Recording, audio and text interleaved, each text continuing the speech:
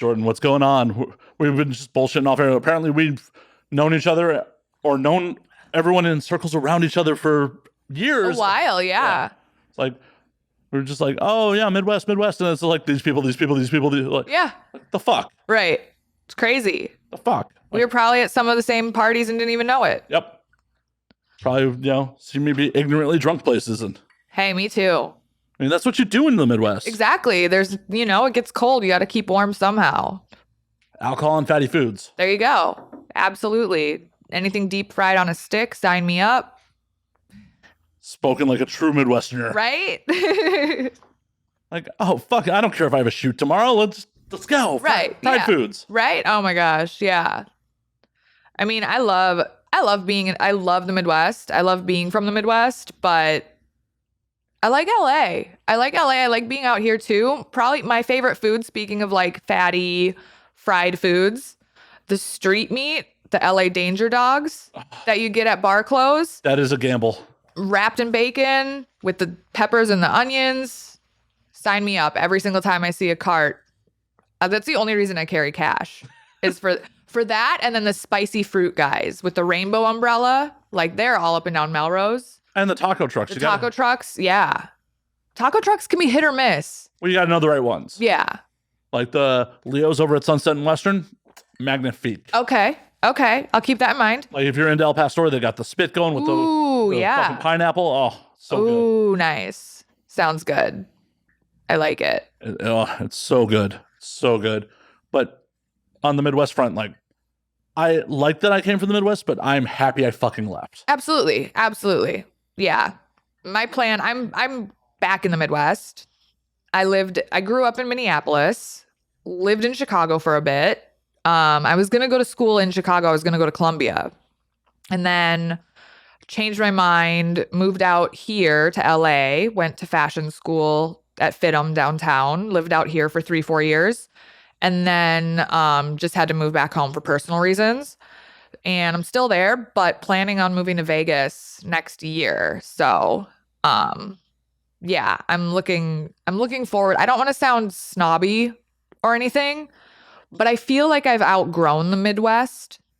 Did you feel that way? Like, 100%. Like, I just feel like, I mean, obviously there's nothing there for me as far as work, really. I've got a content creator out there that I work with. He's great. His name's Brandon Slays. He's awesome to work with. But other than that, it's just, I got to do all my solo OnlyFans, solo customs. Like, I got to get out here. I got to get, Well, and at least my biggest beef with the Midwest is people talk a big game about wanting to do shit with their life and then just don't. Yeah, exactly. Like, oh yeah, I'm going to play in a band. I'm going to create art. I'm going to do, and then I'm going to be a rapper. Right. That's a big thing. And then just don't. Right. Just fucking don't. Right. They just settle because it's easy. It's hot. It's difficult to watch a lot of times because you see your friends and you want to support them and you see their potential. And then it just kind of, it's like yeah. I painfully know because I foolishly, well, not foolishly, but I started a record label in the mid 2000s. And what was the name of it? It wasn't Victory Records. No, shit. If I was kidding. Shit. Are you secretly Tony? If I was, that's right. Just kidding. Scooby-Doo mask off. I'd be living in a nicer apartment without a roommate if I ran Victory. Right. Yeah. But I started a small indie label like towards the death of physical media. And found a bunch of bands, like local regional bands, like through MySpace. Okay, yeah, that was how you did it. Yeah. And who did you have?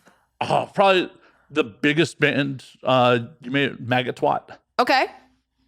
Which those guys, I just saw that they're doing a reunion show for the Holiday of Horrors at Reggie's. Oh, nice. I love Reggie's. Oh, that's such a fun spot. Such a fun spot. And I'm happy to see that those guys are still playing out, but it's like they also own a plumbing company. They're never gonna. Right.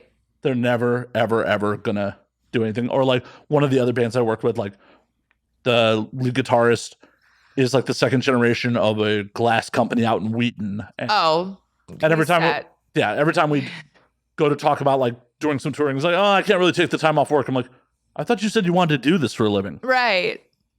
So many of my friends, I worked in the music business for a little while. I used to sell merch on tour with my friends' bands.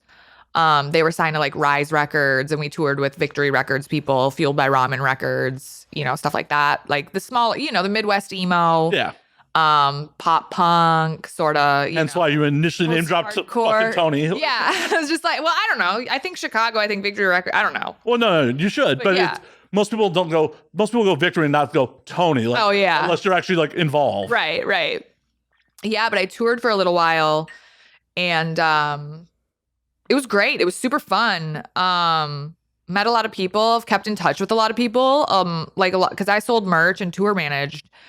And a lot of my friends are still out there selling merch, but they've just been like they've gone from like the small like 500 cap venues like to like arenas and stadiums. Like one of my good friends, he just sold merch. He was like the merch manager for My Chemical Romance on their just recent tour, and like he said it was crazy. It was wild, Yeah, that sounds like a lot of logistics. Yeah, lots of logistics, lots of merch coming in and out.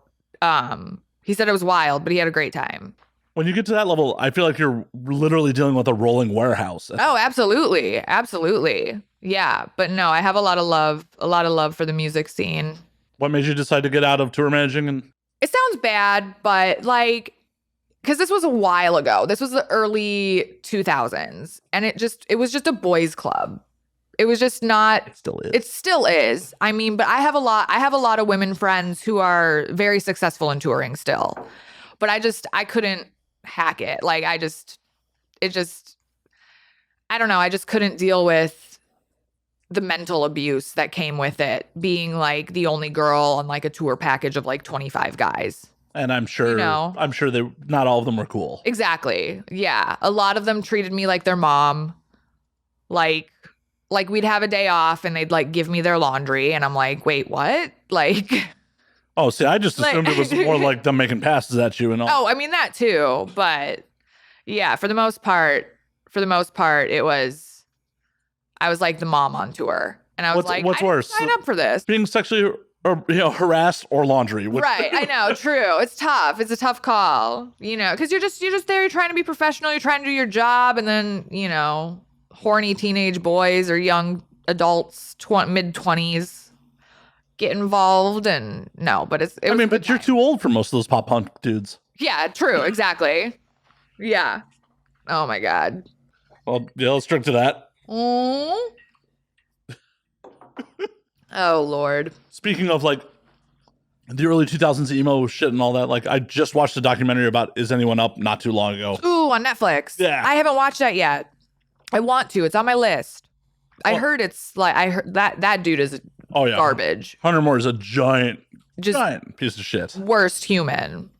And the crazy thing is, like, I remember being around people that were on the site who willingly self-submitted and all that shit, and it's just like we all just thought it was funny at that point. Like in retrospect, like, oh no, this dude is ruining people's lives. He basically created revenge porn. Like the laws and stuff are in place basically because of him. Like, I mean, at least that's what from what I've read about it. Oh no, they are. Yeah. Like it's insane to me. Just, and I feel like consent has come such a far way, like, especially in the industry now, and like posting nudes and all of that, and just working. Consent is so important, like everybody, and back then it just was like kids fucking around on the internet because they didn't know any better. It was this new thing. Oh, 100%. I'm like, hell, I've, hollered at a couple performer friends of mine, like where dudes will send them unsolicited dick pics and they'll turn around and blast them on Twitter. I'm like, whoa, take that the fuck down. Right. You can like legally run into problems with that, right? Right. Like, yeah, early days of Twitter, you could definitely have gotten away with that. Yeah. These days, not so much. Mm-mm.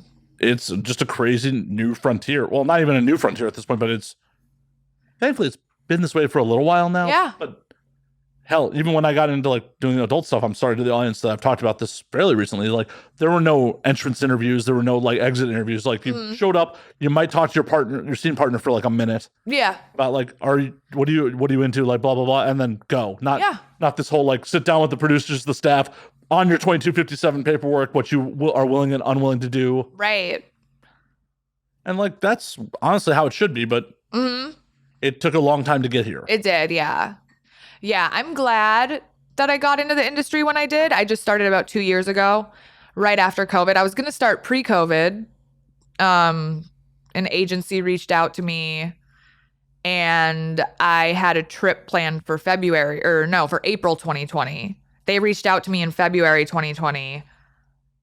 I had a trip planned for April 2020. Everything shut down in March 2020. So I had to wait till September 2020 when things ramped back up. But I'm glad that I got into the industry when I did. I also regret not getting into the industry sooner. I've been a sex worker for most of my life. I started stripping when I was 20 years old. And just, I've lived a lot of lives. I was touring and then I was stripping.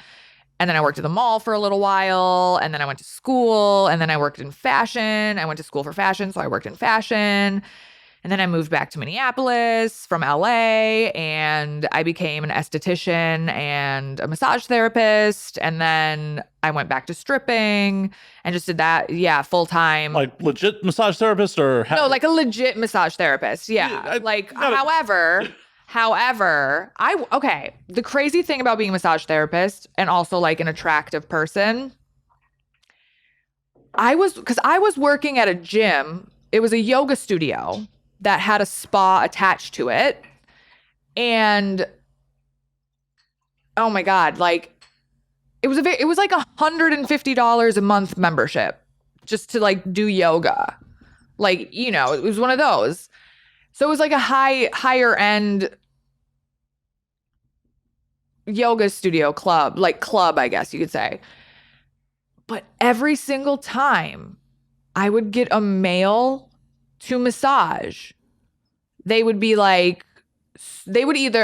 of the time they would be like skirt around the issue a little bit. And you get my inner thigh? Right. No, exactly. Or they'd be like, so how often do you get asked for happy endings doing this job? Right. And I'm just like, you're trying to ask for one, aren't you? Like, I'm not stupid. Like, I get it. And then, or some of them would just straight up be like, do you do happy endings? And I'm like, whoa, like, I get it. We're in the yoga studio. You're trying to like achieve Zen, but like that's not what and I would tell my manager, like, after a massage, I'd, leave the room, they'd get dressed, meet them at the counter. I'd like speak to my manager while waiting for them. And I'd be like, hey, just so you know, like that guy asked for a happy ending.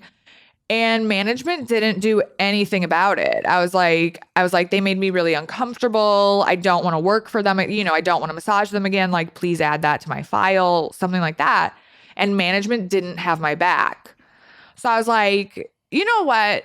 I was like, if I'm going to be sexually harassed at work, I'm going to go work in an environment where A, I get paid more, and B, I can tell them to go fuck themselves on my own. Right. Because like, regardless, if I was massaging a guy and he was like, do you do happy endings? And I like told him like, no, fuck you, get dressed, get out of here, massage is over. Like, my management would absolutely have taken like their side, like, oh, that was so unprofessional of you, blah, blah, blah, blah, blah. Like, do you know what I mean? Yeah, and it's like, oh, the dude asking you to touch his dick. Right. When it's not your job to touch his dick. Right. Is being the height of professionalism. Right. So I was like, yeah, if I'm going to get sexually harassed at work, I'm going to go do it somewhere where I get paid more and I can stand up for myself. So I went back to the strip club full time when I was 26 or 27. And I was just dancing up until I started porn in 2020. So yeah, it was great. I've lived a lot of lives. I feel like most people that have been around this kind of work for any length of time have, because most of us, it's not like, hey, career day, I want to do porn. I want to work in the adult entertainment industry. Like, right. We all had like other hopes, dreams, ambitions, and that's like, we ended up here. Right. Totally. Yeah. Growing up, I wanted, like, I've always been a performer. Like, I was in choir, show choir, drama club, competitive cheerleading, all that sort of stuff. So I've always wanted to be a performer, and this is just kind of where I ended up. Did you ever think about running a band or? I did, like, back in the day, I did do some like, guest vocals and stuff on my friends', recordings. But I never really, it's crazy now because I'm like naked in front of a camera, like fucking for money. But I didn't have the confidence back then, like to get in front of an audience and like do that sort of thing. It's very it's very much it's very much different, I feel like. Oh no, 100% is. Like, There's a major difference between being on a set with even if you're on a full set, like there are maybe 10 people there. yeah. Like, and if you've been around for half a minute, you're probably fucking one of the same 10 dudes you've already fucked. Exactly. But I mean, but then, your scene gets released and millions of people on the internet watch it. Yeah, but they're not, But it's not like a screaming audience. It's not like an immediate response. right. Right. Yeah. I think, it's just something like, and also like I have this thing, like, not to say I don't care about porn. I care about porn. I care deeply about my performances. Like I've said this before, like I watch my porn like athletes watch game tape. I go back, like when a new scene comes out, I will watch it start to finish 2, maybe 3 times just to like watch myself and like just be like, oh, okay, so, that looked good. Okay, that didn't look good. Next time, remember to do this thing instead of that. What are you the most critical of in your own performances? What am I the most critical of? Most everything. I mean, maybe my dirty talk, I guess. Like, I should do more dirty talk. I don't really, like, I've got to read up on that and practice that. Read up on dirty talk? I don't know. They have like guides on the internet. They have guides for everything on the internet. Well, yeah. Like here, how to dirty talk. Oh my God. 101. I mean, I don't think you can get away with it, making that content on YouTube, but someone should make that content on Pornhub. Like, oh yeah. Dirty talk for porn stars 101 on Pornhub. Right. Like dirty, just dirty talk. Like, yeah. I feel like I need to be more vocal in my scenes. I definitely need to stretch more before I shoot. You're walking out of there with Charlie horses. Yeah, like my feet get cramped up. I'm eating like all sorts of bananas for the potassium. Keep me from getting shin splints. I don't know. It's the problem with being an elderly performer. I know. It's the problem with being a stepmom or a MILF. Yeah. My body's just not the same as it used to be. And also being a stripper on and off for 15 years takes a toll. So demanding physical labor right there. Absolutely. Absolutely. I took the summer off this past summer.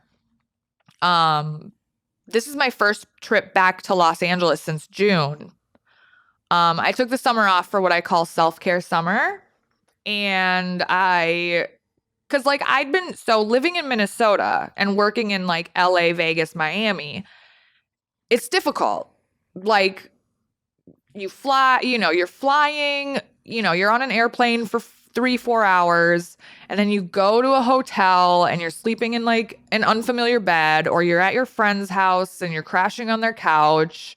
So like that, and it's really hard to eat healthy when you're on the road. Like it's Jordan, you're gonna break the illusion that you're not being put up in the Ritz-Carlton. No. What, porn stars that like have to crash on people's couches? Oh my God.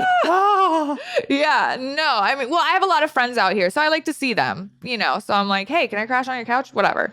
I'm just, but okay. But no, but it's difficult to eat healthy on the road, because there's just so many like restaurant options. Well, and you already mentioned your penchant for fried food. Oh yeah. I know. It's so bad. But no, so this summer, when I first started, I was doing 2 weeks traveling, 2 weeks at home, and then 2 weeks traveling, 2 weeks at home, rinse, repeat. And I did that for about two years. Up until June, COVID finally got me. And I was like, I need to take a step back. I need to relax. I need to like get my head back in the game, So over the summer, I took a break from porn. I was still doing like OnlyFans. I was still doing customs, but it was very much like on my terms. Like I wasn't like super active every day. Like I had just moved into my own apartment. So I didn't have anything set up, filming area set up yet. So it was very sporadic, but I did what I could. But I signed up with a personal trainer over the summer, saw her 3 days a week. I found a therapist. I see a therapist every other week. Mental health is so important, especially in this industry. 100%. Like, you got to make sure your head is right. And then I'm an animal lover, so I started fostering kittens for an animal rescue back home. Just for the serotonin and, doing good things. I was like, I'm home. I'm not traveling for, 4 months. Might as well do something to give back to the community. So that was how I spent my summer. You don't think doing porn is giving back to the community? I mean, that too, yeah. Think of all the mental health of people you're helping. Come on. It's true. You're helping with the dopamine levels, and That's true. I forget about that. it's not just for the money, it's for the good. Yeah. Right. No, I enjoy my job. I do. I love my fans. They're so sweet. They're so kind. They're so generous.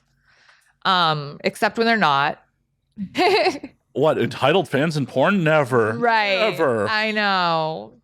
Actually, just the other day, I had to turn my DMs and my comments off from my posts because, first of all, I've been working out 3 days a week for the last 4 months, which is more than I've done in a long time. I mean, dancing was kind of a workout in itself. So, but like, I was in the gym, I was like doing squats, I was like doing deadlifts, all that stuff. And I posted a picture of myself on my Twitter and I thought I looked really hot. I thought I looked really good. And some troll follower comments and he goes, "Are you pregnant? You look like your belly has gotten bigger." And I was just like, first of all, rude. You don't even ask visibly pregnant people if they're pregnant. It was so rude. Maybe it was his fetish and he was just... Maybe it was a fetish. Maybe he's just like, is she pregnant? Is she pregnant? Yeah, maybe I just should have said yes. Maybe I should have just gone with it. Should have been like, I don't know. That's $20 extra for me to answer that question. That's fair. That's a good point. I should do that. Maybe I'll do that from now on. Just charge them and then just tell them what they want to hear. Does that make you hot, baby? Would it make you hot if I'm pregnant? I do know that's a fetish. Oh, I know. What isn't? It's true. You're probably helping the views with the smoking fetishes right now. Sorry. Oh, right. Yeah. Yeah. There's all sorts of anything is a fetish.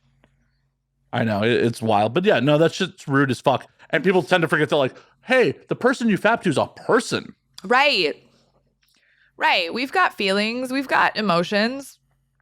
We've got opinions. We've got our day-to-day shit. We pay bills just like they do. You pay bills? I have someone who pays my bills. Samesies. Yeah. I wish. Yeah. No, but we all got to go to the grocery store. We all got to drive our car. We're all people. Don't forget that. Yeah, it's a fucking problem. Yeah. It's absolutely wild that on one hand people will absolutely forget that performers are fucking people, and then on the flip side be like, I love you. You don't know. Right. The person you just dehumanized, you love? What the fuck? It's bizarre. It makes, it's bizarre. Going back to mental health is important. Mental health is important. The problem is, to discuss a problem in therapy, you have to know you have a problem. Right, true. I guess if someone went to the therapist like, I'm in love with Jordan Maxx, they'd be like, who? Right, exactly. How long have you two been together? Oh, I don't know her. Right. I know her from the internet. Weird parasocial relationships happen. Yeah, but it's still, it's not love, people. No, it's not lust. Yeah. It's lust. There's a difference. You got to learn the difference. Yeah, 100%. That is one of the things that I'm happy with being an older dude these days, because definitely in my 20s, there were definitely some people who was like, oh, you're hot as shit. We hook up, there's there's super strong feelings. And the minute the brain chemicals wear off, I'm like, oh, you were horrible. I just thought you were really hot and fun in bed. Right. Exactly. As an old dude, it's like, oh, you suck. Nah, I'm probably still gonna have the orgasm, but then I'm out. But then I'm out. Yeah. Yep. Yeah, I do the same thing. I'm like, I'll go on dates. I'm single. I'm painfully single. But I will go on dates here and there. But it's just like, I don't know. I'm like, because I'm 36 now. It's like before, I used to look at everything through rose-colored glasses, so all the red flags just looked like flags. I often say I'm red green colorblind. Yeah, yeah. And now it's like at the first, like, I don't know. I also think I'm like at the first time I noticed a red flag, I'm like, ooh, I gotta step back for a minute. I can be a little petty though as well. I did recently, I went on 3 dates with this young gentleman. He's very nice. He's a really great person. He was really nice to get to know. Okay, so our first date was awesome. We met at like a fancy bar and like not like super fancy, but like Fancy for Minneapolis, there was no sawdust on the floor. Exactly. Yeah, no sawdust on the floor. Yeah, the name of the bar was not preceded by cowboy. But we went to this nicer, nice upscale kind of bar. And he showed up dressed in like a suit and like dress shoes and like, like a casual suit, not like a wedding suit or anything, but just like a blazer and dress pants and a button up and, nice shoes. And I was like, oh, that's so sweet. He like dressed up for me. Cause I like showed up in like boots and jeans and a sweater. So that was like, That is a young man's game. I show up like this because like, girl, I'm not going to raise your expectations to a level unrealistic expectation. Like, yeah. Because on date 2 or 3, I'm going to eventually show up like this. Right. And you're going to be like, what happened to the suit? Right. See, but that's the thing. So date number 2, we were going to go out, but like I have the foster kittens, like I mentioned, and one of the foster kittens wasn't feeling so well. So I was like, oh, I can't go out tonight. I got to stay home with the foster kittens. But if you want to come over here, like hang out with the foster kittens and, we can like, chat, watch a movie, whatever, that would be cool. So he came over again, came over to my apartment wearing a suit again. Okay. At that point, that's a red flag. I was like, we're literally just chill. Like, cause I was in like a hoodie and shorts. I was like, we're literally just chilling in my apartment. Like, why are you like, we're literally going to be like sitting on my kitchen floor, like with catnip and like feeding the kittens treats. Like, why are you like, what? And he knew this, he knew this coming over. I was like, yeah, just come over to my apartment. Super chill. We can just chill. Showed up in a suit again. And I was just like, okay. Third date was my deal breaker. I'm a big wrestling fan. Love pro wrestling. We went to an indie pro wrestling promotion. They had a show in a parking lot, like under a tent. Super casual. This time, he shows up in the suit and adds a fedora. Like an actual fedora or a trilby? A fedora. Yeah. So I was just like, I don't know if I'm being petty. I don't know if I'm being picky. But I'm just like, I do not want to introduce you to my friends while you're wearing. I did go to fashion school. I do feel like I have, because I was wearing jeans and a hoodie and sneakers. Like, it's outdoors in October in Minnesota in a parking lot under a heated tent, And he shows up like dressed to the nines. And I'm just like, this is embarrassing. Bro, do you fuck with that suit on? Like, right. Like, I have no idea. I'm just like, I don't get it. At least show up in like polo and slacks. If like, right. If you're preppy, like gross casual dude, but like polo and slacks to that situation at least. Like, right. I was just kind of like, okay, I do not want to see this person anymore. I can't with their fashion sense. Like, granted, he looked nice, but it was just the situational blindness for me, I guess. Do you know what I mean? Yeah. Like, this is not appropriate. Like, next thing you know, you're going to go to a metal show and he's going to be wearing a suit in the pit. Right.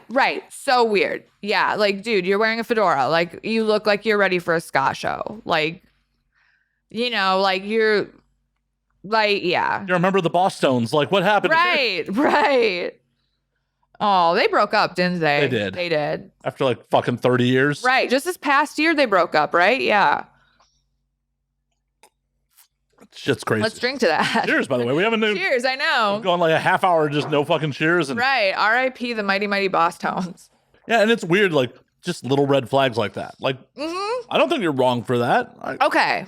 Yeah. It's just like, it's just something wasn't matching up. Like the vibe wasn't there. Well, and that's all it fucking takes. Like, why would you waste your limited time on someone you're not vibing with? Right.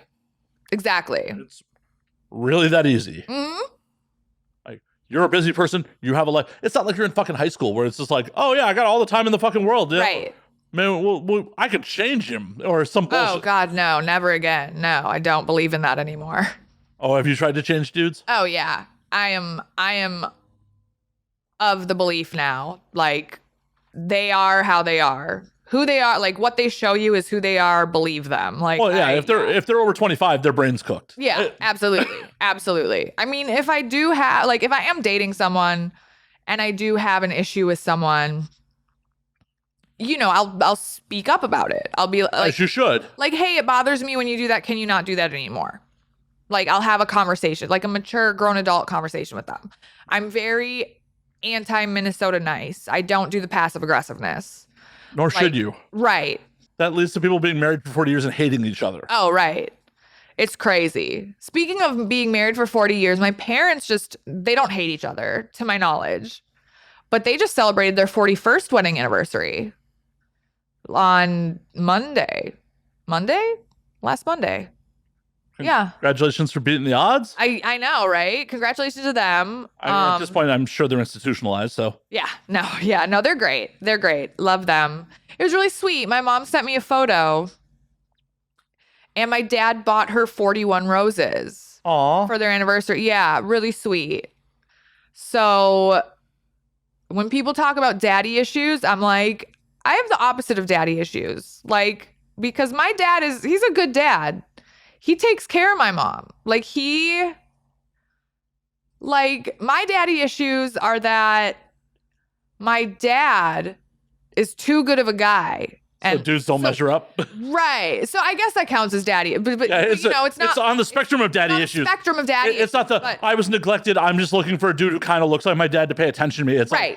Like, oh no. You got to measure up to him. Exactly. Like, because as a dude, that's the hard end of daddy issues. Absolutely. Like forever, for as long as I can remember growing up, my dad does the grocery shopping every week. That's like his like meditation. I don't know. He likes going to the grocery store. He likes cooking. He like cooks the meals and all that. He likes cooking. But even though it's just the grocery store, he would always come home with a bouquet of flowers for my mom. Just every Sunday. He'd go to church. He'd go to the grocery store. Come home with flowers for my mom. I'm just like, that's really sweet. That's something that I think all guys should aspire. Like, don't let the romance die. You know what I mean? Yeah. I mean, I'm consciously aware of what you mean. Right. In practice, probably not so good. Right. In practice, I've probably killed a lot of romance over. There's been a lot of parts of my life where I've been a video game addict. Like, yeah, babe. Yeah. And then it's like when removed Which from video games though? Oh, I'm all over the place. Okay. And then in retrospect, like I've literally watched friends' marriages fall away from WoW. Yeah. I've never been that person. Right. And I talked shit about that person and then fucked his ex-wife after they divorced. But anywho. Hey, it happens. It does. She threw it at me. So there you go. Literally, we were at a house party and she sat down on my lap and started playing porn on her phone. I'm like, that's a bold move. That's very bold. I respect that. Oh, I did too. Yeah. Banged it out twice that night. So hey, good for you. Yeah, it's good job. Cheers to that. Cheers to that. Yay. Midwestern sluttiness. Mm-hmm. It gets cold. We got to keep ourselves warm. Yeah. I was happy to do it. Yeah. I was also a piece of shit. Like shortly after, like the second time going around, we're lying on the couch and she goes, if I wasn't really doing a thing right now, I would totally date you. I'm like, but I wouldn't date you. Right. I said it to her though. Yeah. I'm like, but I wouldn't date you. She's like, what? I'm like, I don't, at the time, like this is pre-porn and my thoughts on monogamy were much different than they are now. I'm like, yeah. I don't think you're capable of monogamy and that's not what I'm looking for. Right. She's like, well, okay. I mean, I guess it's kind of rough to say someone that you just fucked twice. Yeah. But A little harsh, but I think it's better to be honest. hell, she came sniffing around not too long ago, so Ooh. she just got another divorce. It was just like, so yeah, I might want to come out to LA and visit you. I'm like, I mean, it was fun. It was like over a decade ago at this point, but sure, why? If you want to fly in for it, Right. I'm going to put forth zero effort. Yeah. Yeah. But then again, I think I upset her when she's like, I'm going to start an OnlyFans. I'm like, pump the brakes. Pump the brakes real quick, girl. Yeah. Like, if you want to start an OnlyFans, I'm not opposed to it, but you need to give this real long and hard thought before you start an OF. Mm-hmm. Like, you have a corporate day job. Yeah. Like, my dad's my boss. I'm like, that's cool. He might not be forever. Right. Right. Yeah. No, definitely anyone trying to get into the industry needs to, yeah. I always like thought about it as like, think about the very last person who you would want to see you naked or who you would want to know that you do this, and imagine that they found out. They'll be first in line in a lot of cases. Exactly. It's like what's your... That creepy dude at the bar who was always eye fucking you? Yeah. The minute he finds out you have an OF, you got that $20 a month sub right there. Absolutely.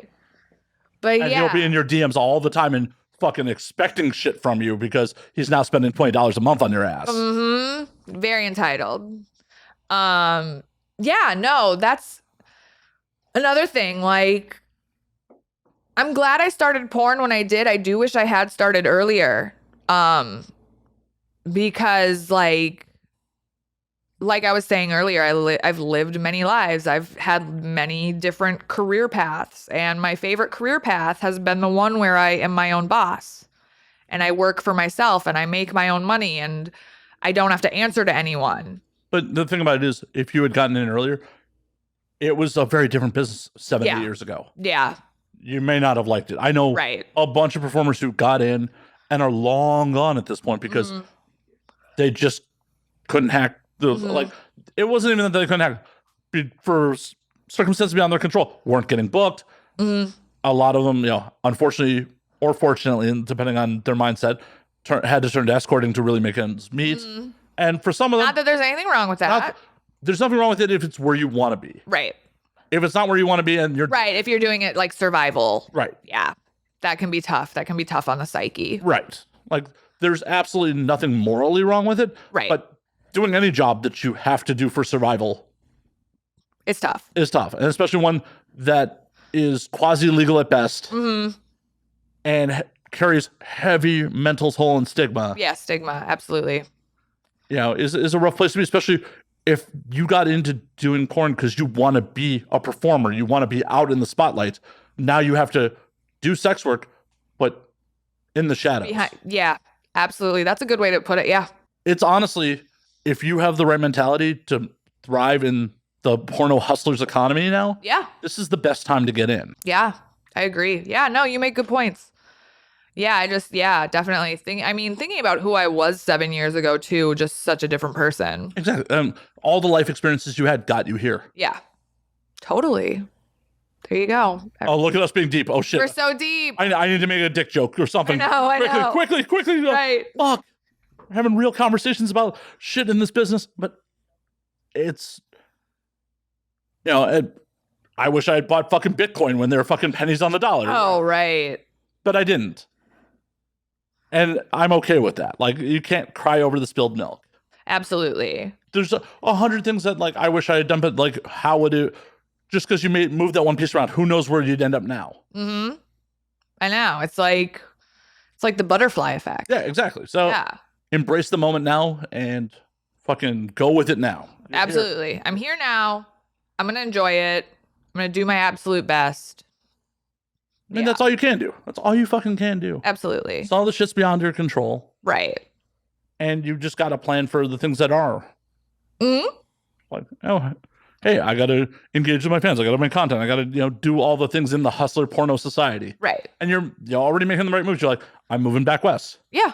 I personally don't want to ever move to Vegas again, but you've lived in Vegas? I lived in Vegas for a couple of years. Oh, I didn't know that. Yep. Whereabouts?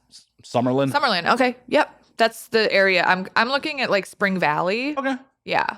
It was one of those things where, like, when I first got in the biz, I moved to Vegas because a director friend of mine said, "Hey, I'm opening up a studio in Vegas. Yeah. I'll have work for you. Yeah. Come to Vegas." So I went to Vegas first. Nice. Because at that point in 2011, the expectation was porn was going to get outlawed in California, and everyone was coming to Vegas. I remember that. Everyone was going to come to Vegas. Anyways, I was just years ahead of time, and then by the time I moved to LA, like more people were coming to Vegas, but it's still like things are still mostly here. Yeah.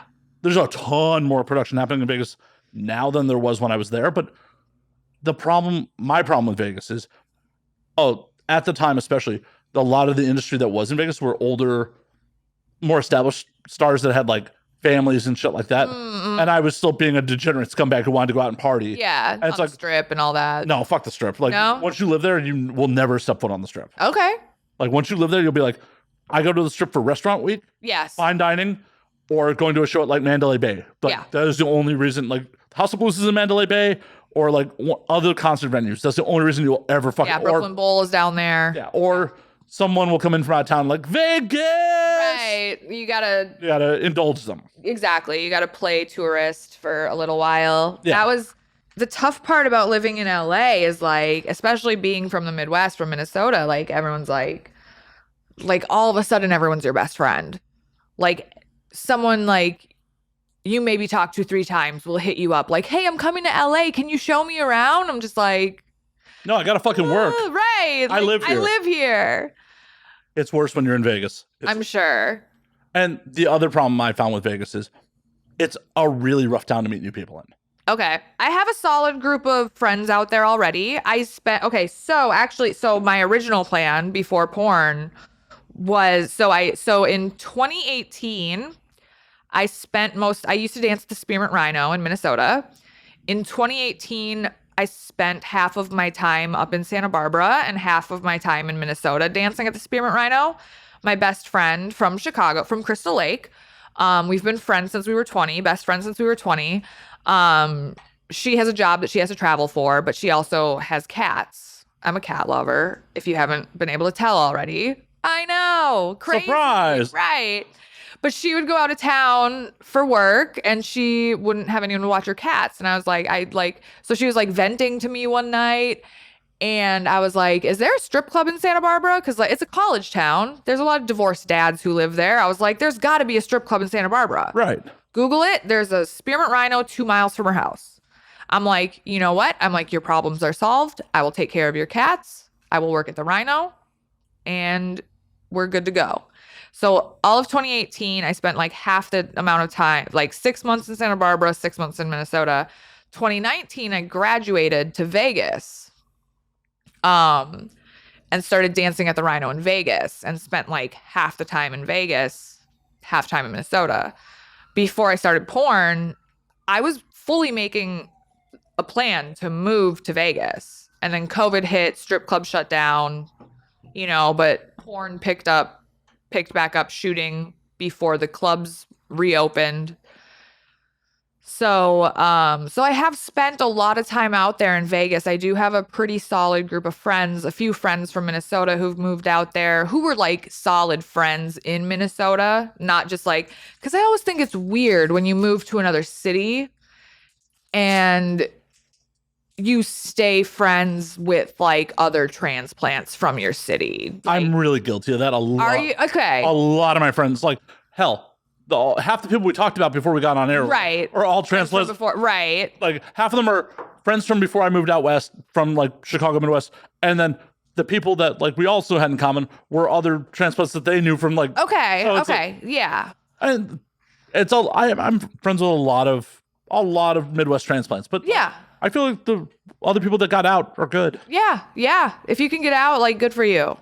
It's the people that are still there that are the problem. There you go. There you go. As I said, Vegas, like, it's just a rough town. If expanding that circle of friends, it's rougher than here. Mm-hmm. It's just because people that have been in Vegas for any length of time kind of expect you to be transient. Mm-hmm. Because the city is people just move there for such a short period of time. Yeah. So people are very cliquish. Like they just expect you not to be there, or they are transient. Mm-hmm. So you start expending time, energy to become and then they fucking move on. Yeah. I'm also being a little unfair. I was traveling full time, like when I was there. Oh, okay. So it was just like, this is just my experience. Also, Vegas is super suburban, Yeah. and I just don't feel it. I don't feel the super suburban feel. Yeah. Yeah, you like walkable neighborhoods Yeah, and stuff like yeah. I like walkable neighborhood. I like just a little. I live in Hollywood. I like it a little grimy. Yeah. Yeah. See, I'm the opposite. I like nice things. Like I don't think like I lived in West Hollywood when I lived here. I went to school downtown. Didn't like I mean, downtown's changed a lot. It's really like there are nice pockets of downtown LA now. But I don't think I could live in Hollywood just because it's a little grimy and that's not, and It's a weird situation where like I like a little grimy, but but you have a nice place. Yeah. Right, I have a nice place. Like Right. Yeah. I live on both sides. Like I want to step outside to the grime. I don't want to live it. Fair enough. Totally. Like, I could totally be a San Francisco tech bro and step over homeless people into my like multi-million-dollar condo. Right. Oh God, San Francisco's a mess. I'm a homebody when it comes down to it, really, because I travel for work so much. Like I'm home for 4 to 6 weeks and then I'm gone for 2 to 3 weeks. Home for 4 to 6 weeks, gone for 2 to 3 weeks. Rinse, repeat. And so when I'm home, I'm home. Like the only things that get me out of my apartment are basketball games, wrestling matches, and concerts. And the occasional birthday party, because I'm not a dick. But if it's a Thursday and it's like, hey, we're going to the bar, like, blah, blah, blah, meet us out. I'm like, well, it's Thursday. Like, what's your reason for going out? I'm like, I've got a fully stocked bar in my apartment. I also have a dartboard in my apartment. I also have a pool table in the community room of my apartment building. Like, why don't y'all just come here? Save us all some money. I'm once again of two minds of that shit. Like, yeah, I work from home these days. Like, okay, so I am here all the fucking time. So you're antsy to get out. Sometimes. Yeah. Sometimes, but there's plenty of times where like going out sounds like a lot of effort. Mm-hmm. But it also is like, I know exactly how this night's going to end. Yeah. Staying at home. Right. And that's how I used to drag myself out in Chicago all the fucking time. Yeah. Like, especially in the winter. Yeah. It's just like, well, if I stay home, I know exactly how tonight ends. Like, yeah.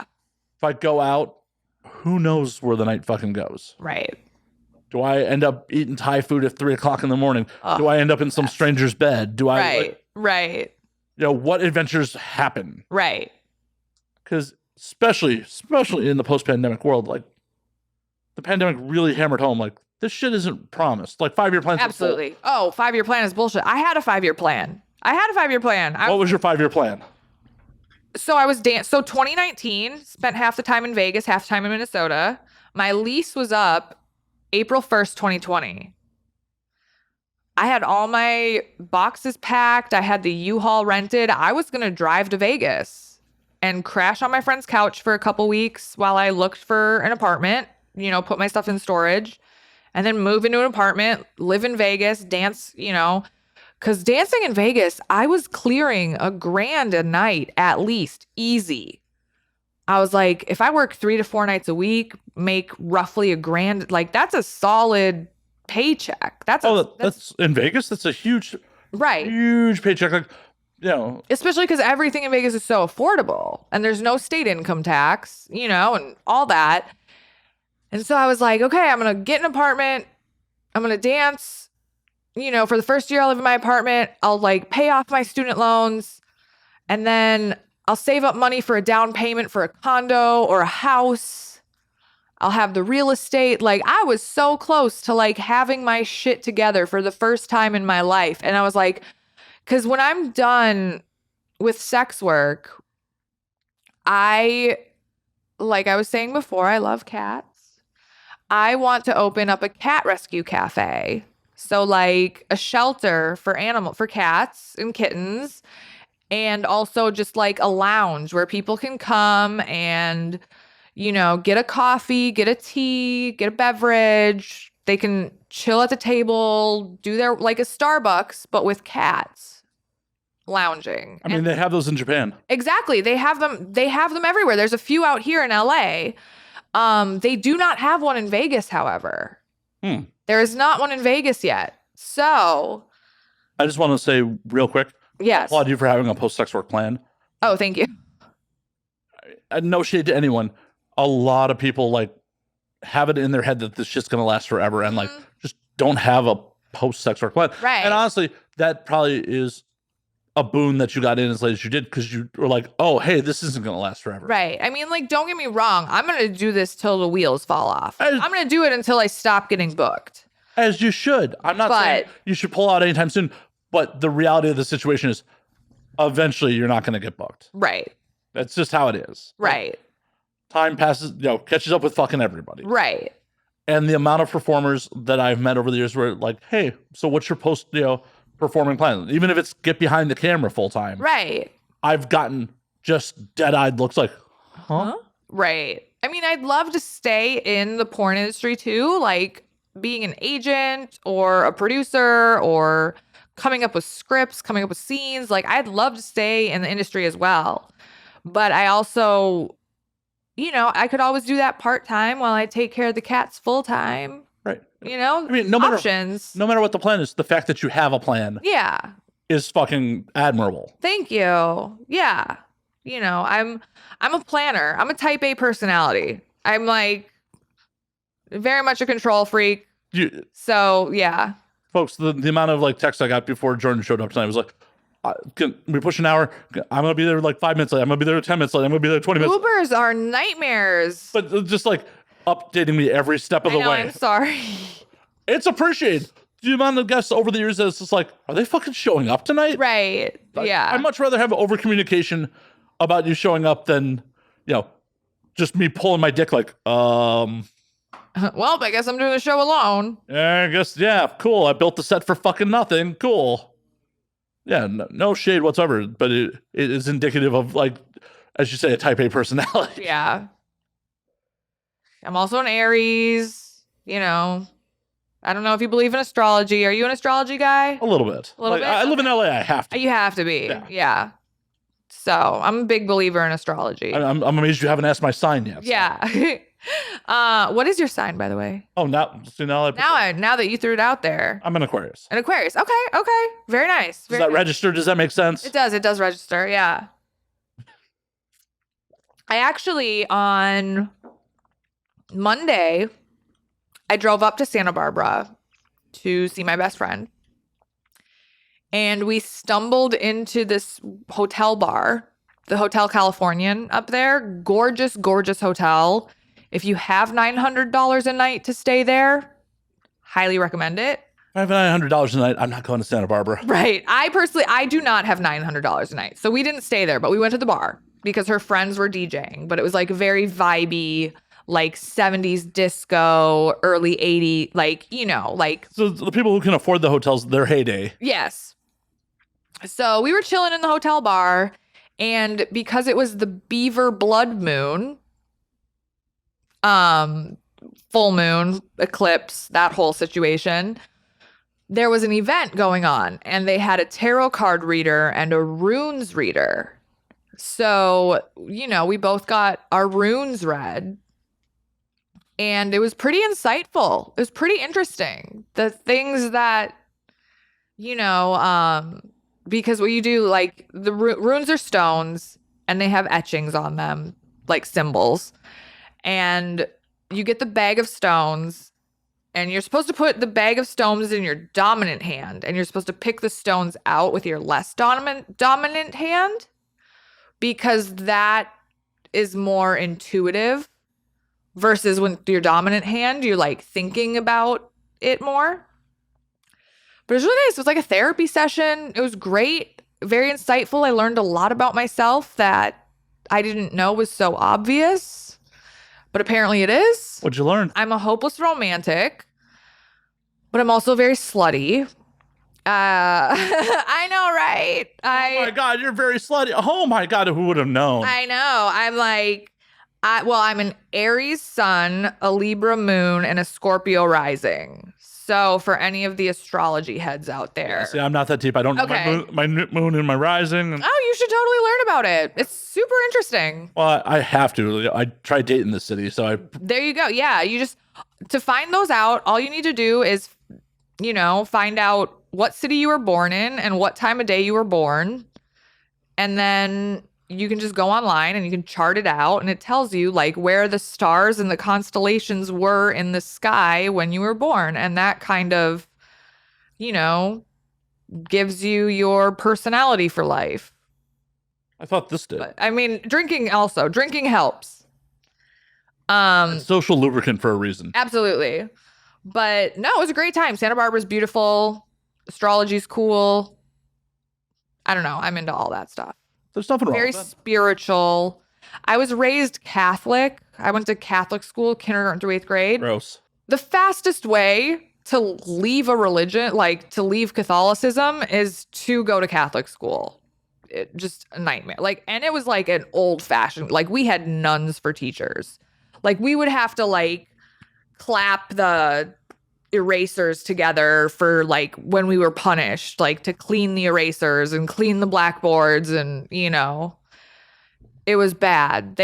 Sometimes they would withhold lunch from us if we were bad enough. It was not a great. How many times did you get lunch held back? A lot. I questioned authority a lot because my beliefs didn't line up with the beliefs of the Catholic Church. So probably around 7th, 8th grade, when I was about to leave the school, I was like, this is bullshit. I hate it. The premarital sex thing, I think, probably. Premarital sex, fuck that. And they're just, Catholicism is just very controlling. All organized. Yeah. All of it is. Hey, at least Catholicism doesn't stick you on a boat in Florida for months at a time.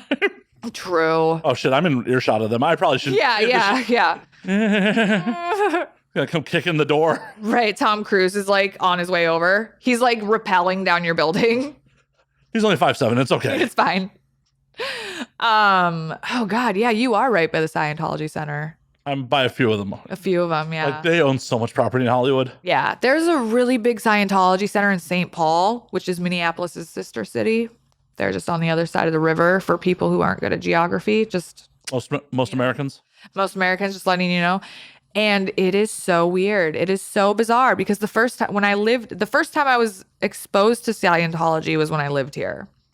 And then it like went away for a while. And then it was like, oh, it's back. It's so bizarre. I think it's just it. And the bizarre thing about Scientology is like the guy who created it, L. Ron Hubbard,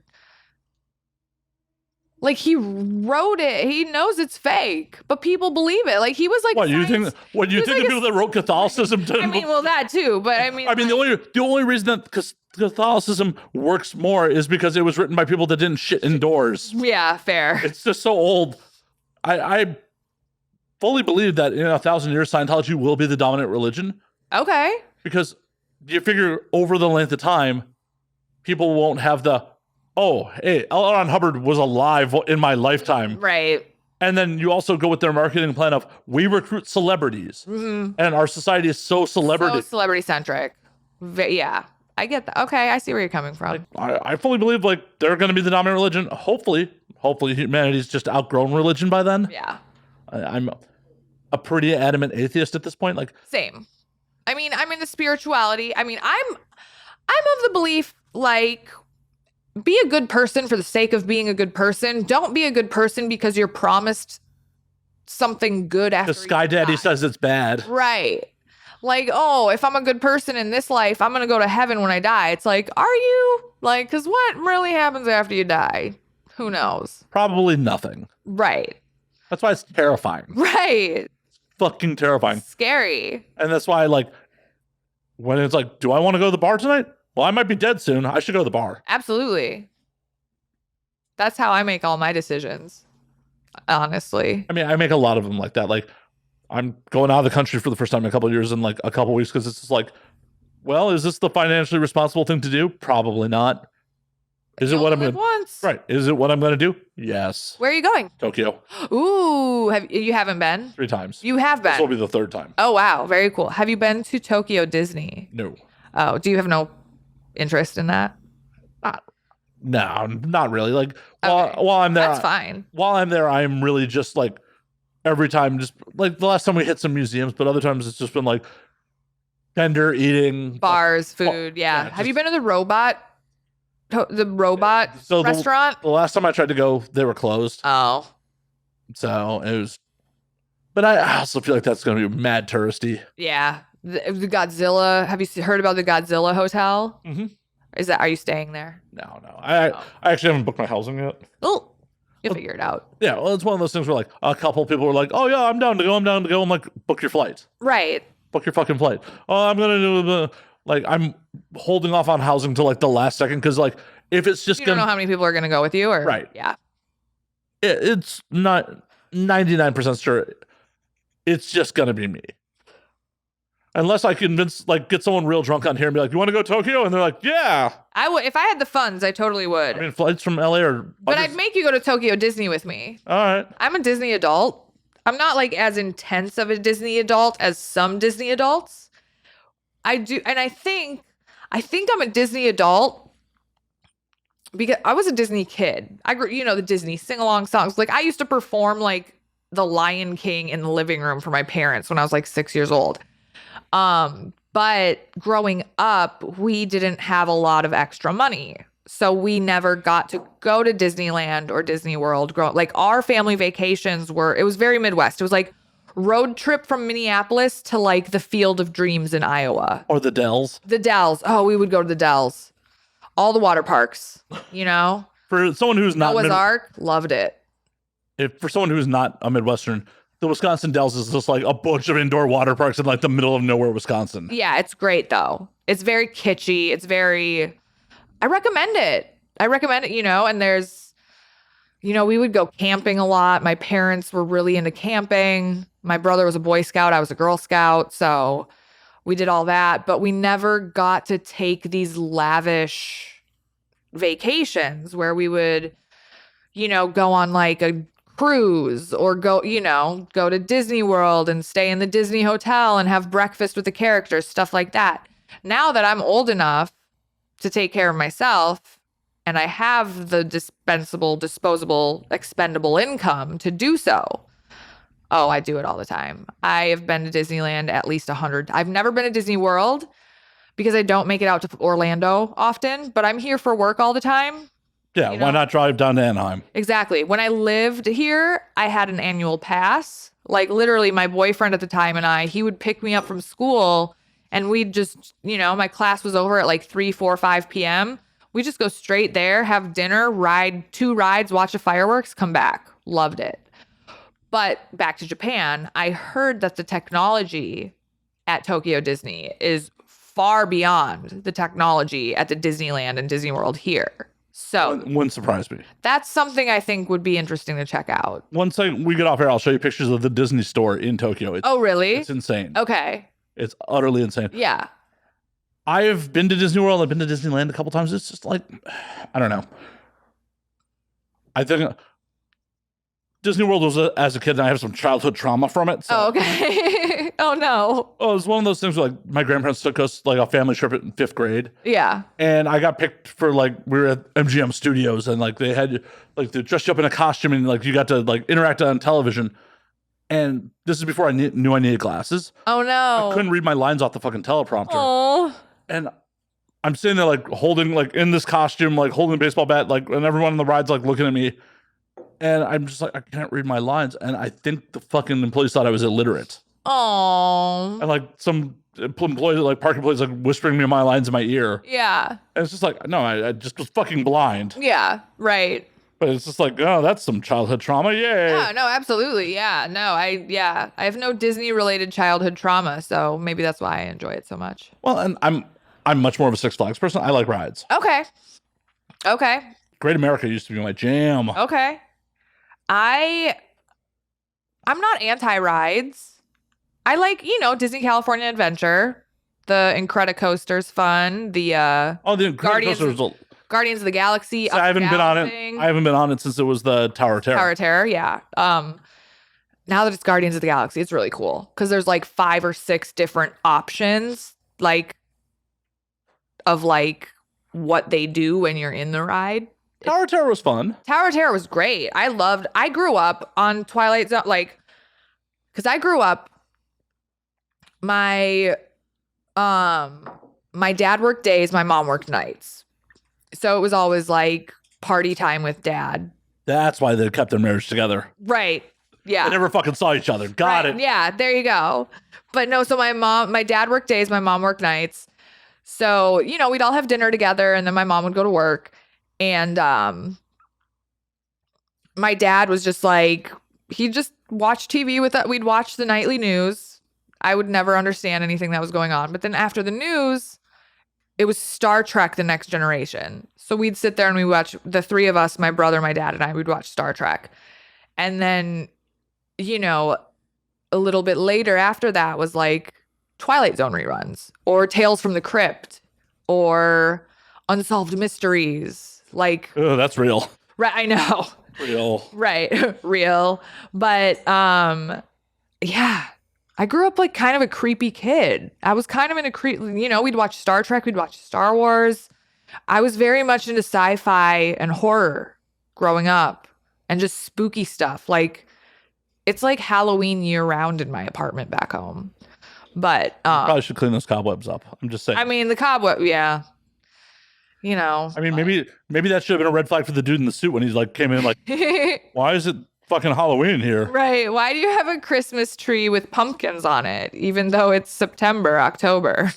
I don't know. It's how I live my life. Maybe he just like, I'm gonna keep showing up in a suit and Until she takes down her Halloween decorations. oh no, just till you passively aggressively like it was his passive aggressive move for you to like stop seeing him. Oh, maybe. Ooh, I never thought about it that way. Ooh. You might be onto something. You might be, I mean, he is Minnesotan, so the passive aggressiveness is definitely there. Oh yeah, maybe he like wanted to break things off with me and he was too nice to do it. So he was just like, I'm gonna be a bigger douchebag. Yes. time. Oh my God. Wow. My mind. Gotta check his gram. Like if he's like in jeans and a like t-shirt in his Instagram, be like, motherfucker. Right, exactly. Like, how dare you? You piece of shit. Oh my God, so funny. That's gonna keep me up at night tonight now. My bad. No, you're fine. I'm gonna think about like, oh man, he played me. How dare he play dare Jordan he? Maxx? Like, how dare he? Doesn't he know who I am? Right. No, it's fine. People fap to me, goddammit. Oh man. Oh man, what if that was the plan all along? You fucked me up in the head now. I'm sorry. Like, I totally derailed the podcast. Like, Yeah, I'm like, yeah. Like, Hello Darkness, my old friend, is like playing in my head right now, and I'm just like zoned out. sorry for me looking at a weird angle on. No, I appreciate it. That's a good thought process, actually. That's a good tactic. Maybe if I'm on, no, because I'm not that nice that I won't tell people that I don't like them. I mean, I'll tell them I don't like them in a nice way. I don't think this is working out. Like, I'm just not feeling the vibe. Jordan, break up with me right now. Let's Okay. All right. So, hey, it's been really great getting to know you. You're a super awesome person. But I'm just not feeling a vibe here. I just don't think this is headed in the direction that I want it to go. Where do you want it to go, Jordan? Like, I can change. I can change. Oh no, don't do that. But like, Don't start crying. is this because I didn't get you enough flowers, or what did I do? It's not you, it's me. Oh, the worst line ever. I know. I don't think I've ever said that in real life. Have you? I've never said it. I've definitely thought it. Thought it? Like, I've talked about this on air, and sorry for recycling it for the audience, but I definitely went out on a date with a woman where like she was too nice. Oh, okay. And like, not like an off-putting way. It was just like, I feel like fundamentally we are very different people, and I am going to hurt you.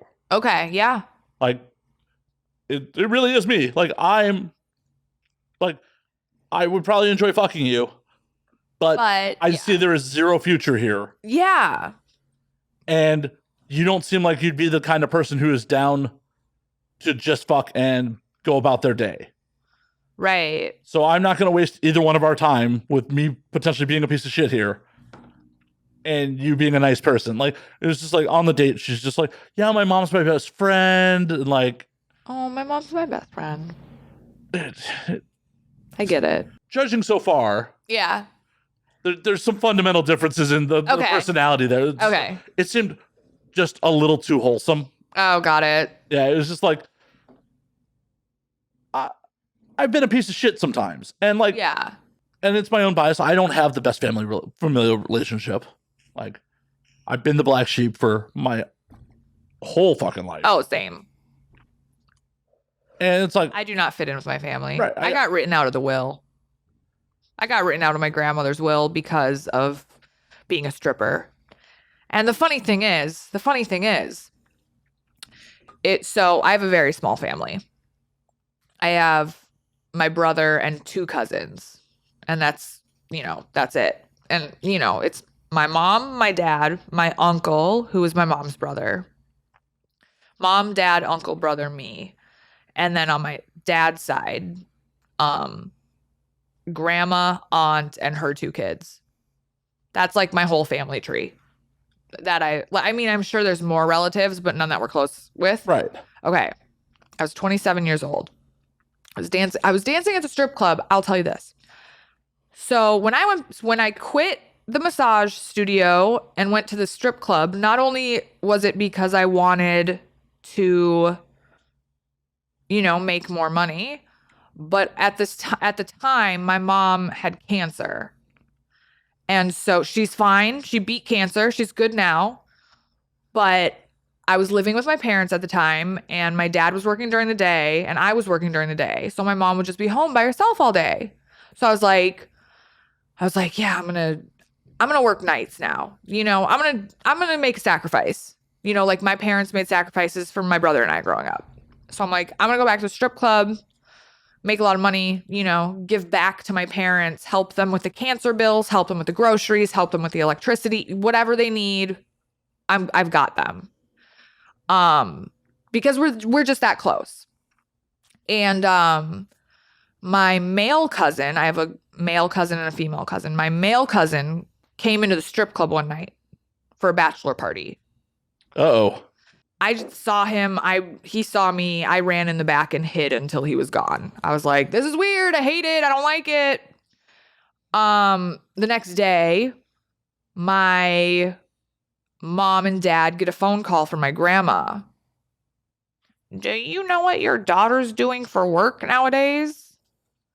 They're like, yeah, we know. She lives with us. Like, she's fine. She's not doing anything illegal. She's an adult.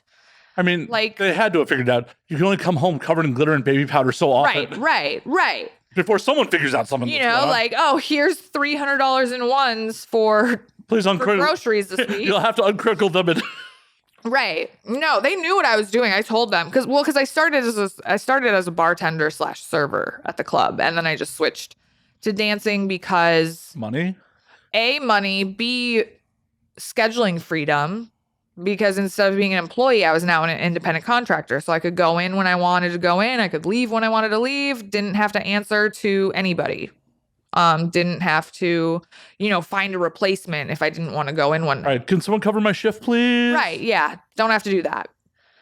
So my grandma is like, I can't believe you let your daughter, she's a very staunch Catholic. Like I said, I was raised Catholic. She's very staunch Roman Catholic. Like, to this day, she plays the organ and the accordion at her church, which is kind of dope. Like, organ players and, like, accordion players are rare. I was really going to make a horrible joke there. Like, oh, guess it runs in the family to play the organ. Yeah. It was horrible. Don't cancel me. It was a horrible joke. But in the audience, you can't cancel me. I'm not gonna cancel you. You're good. But no, so my grandma called my parents and was like, I can't believe you're letting your daughter do this. And they're like, it's a legal profession. She's not doing anything illegal. She's not doing anything wrong. She you know, she's an adult. She makes her own choices. We're not paying her bills. You're not paying her bills. What say do you have? Like, my parents had my back, and they've always had my back, and I really appreciate that. But yeah, the end of the conversation, my grandma was like, well, if she's making so much money being a stripper, then I guess she won't need any of my money, and I'm going to take her out of the will. Have not talked to that side of the family since that day. Well, that cousin should be dead to you anyway. Oh, absolutely. Absolutely. Fuck Like, that how dude. are you going to squeal? Like, how come it's okay for you to go to the strip club, but it's not okay for me to work at it, where there would not be a strip club to go to if it was not for people like me working at the strip club? Well, also, how do you explain to grandma, like, oh, Jordan's a stripper? Like, how do you know that, son? Right. Like, oh, I went to the strip club for a bachelor party. Oh, that's okay, but you better not work there. Right? You know, it's like, it makes no sense. The double standard makes no sense. I agree. I wholeheartedly agree. But these people are, I don't get it. In 2022, like, I don't get it. You are not someone's property. Right. So who cares? Like, you're making a living. It's so dumb. It's so fucking dumb.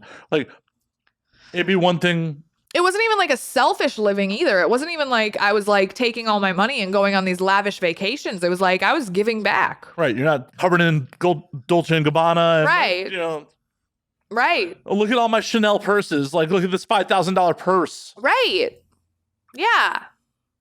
So, you know, I was paying off my student loans. I was paying my mom's cancer bills. You know, like that. I don't know. I'm not saying that like that should be celebrated, because I'm a big believer, like, you need to support your supporters when you're in a position to.